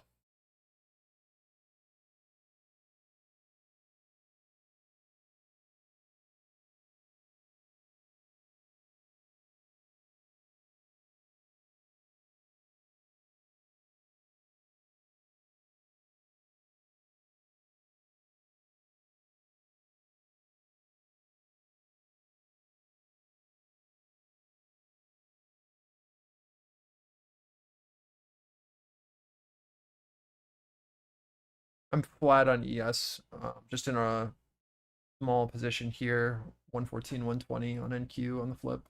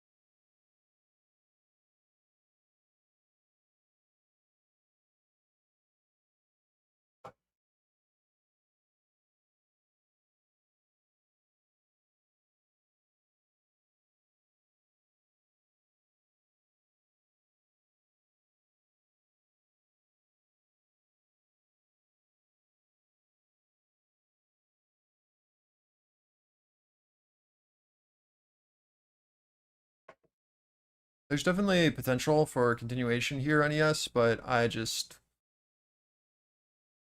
just playing this rotation. That was what we were expecting, so that's what I took.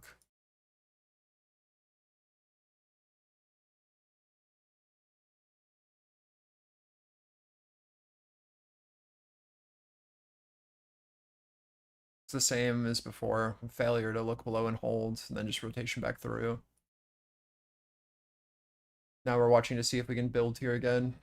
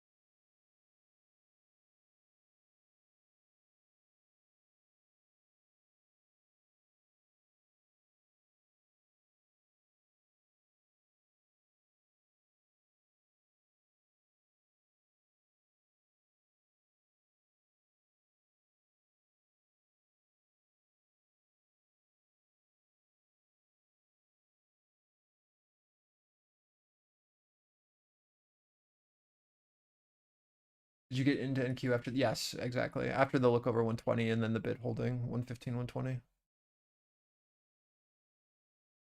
But I don't think this trade is going to be profitable if we don't go like now. I think I get stopped out. I mean, I could take like $100 right now, but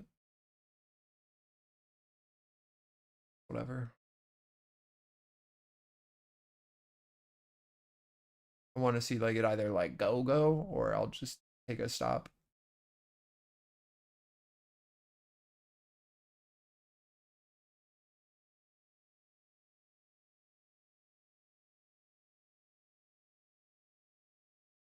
I'm sorry, man.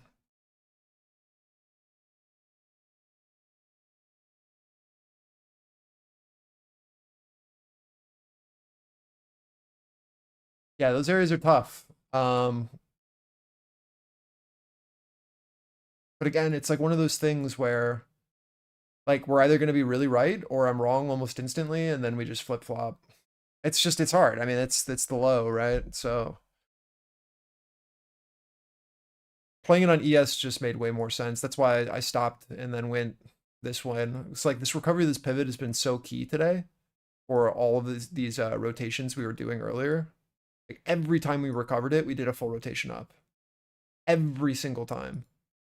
So like that to me was our sign.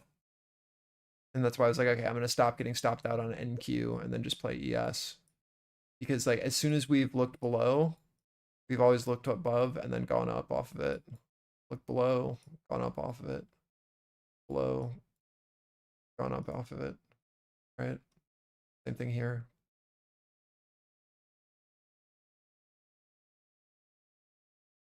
Yeah, no, it is super frustrating.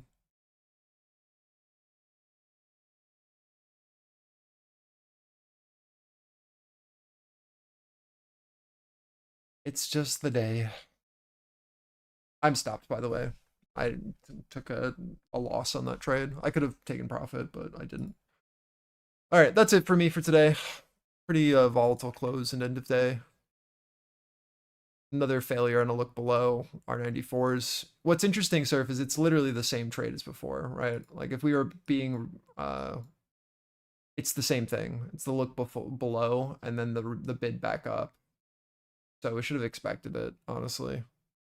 I did not mean to delete that.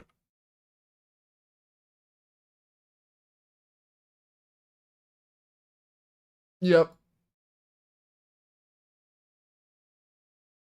Yep.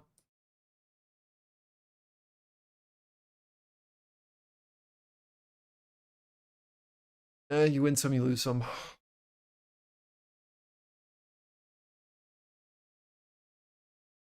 Yeah, later, Odin. Have a great one.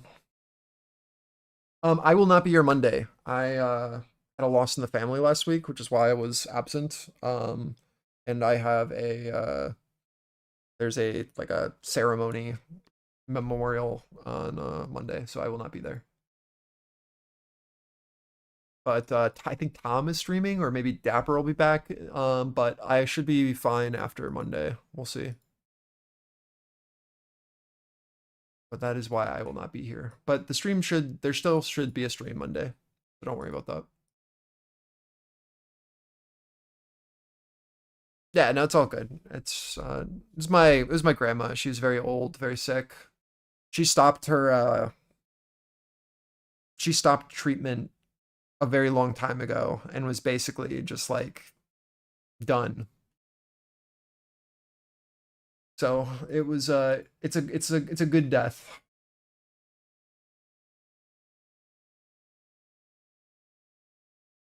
As far as deaths can go as being good, you know. She wanted it over with, so it's good in that sense.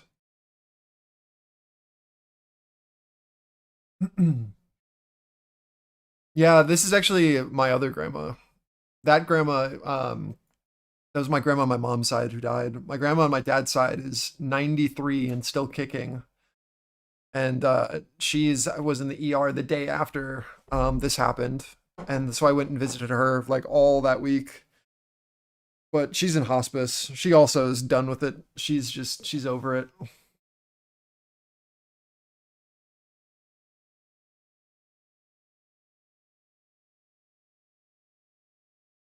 She is over it. All right, I'm gonna delete everything on NQ, and then I'll have drawings new level set for Monday. But I don't want to have like all of our scalping crap on. Same thing on RTY. Yeah, I think ES is good. I cleaned up ES levels last night, so there's really not much. It's just our major levels. Just range. But yeah, I will see you all Tuesday.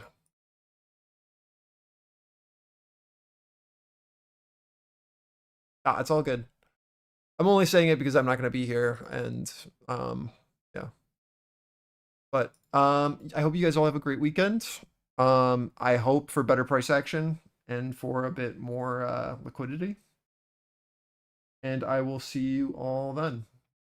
Goodbye, goodbye.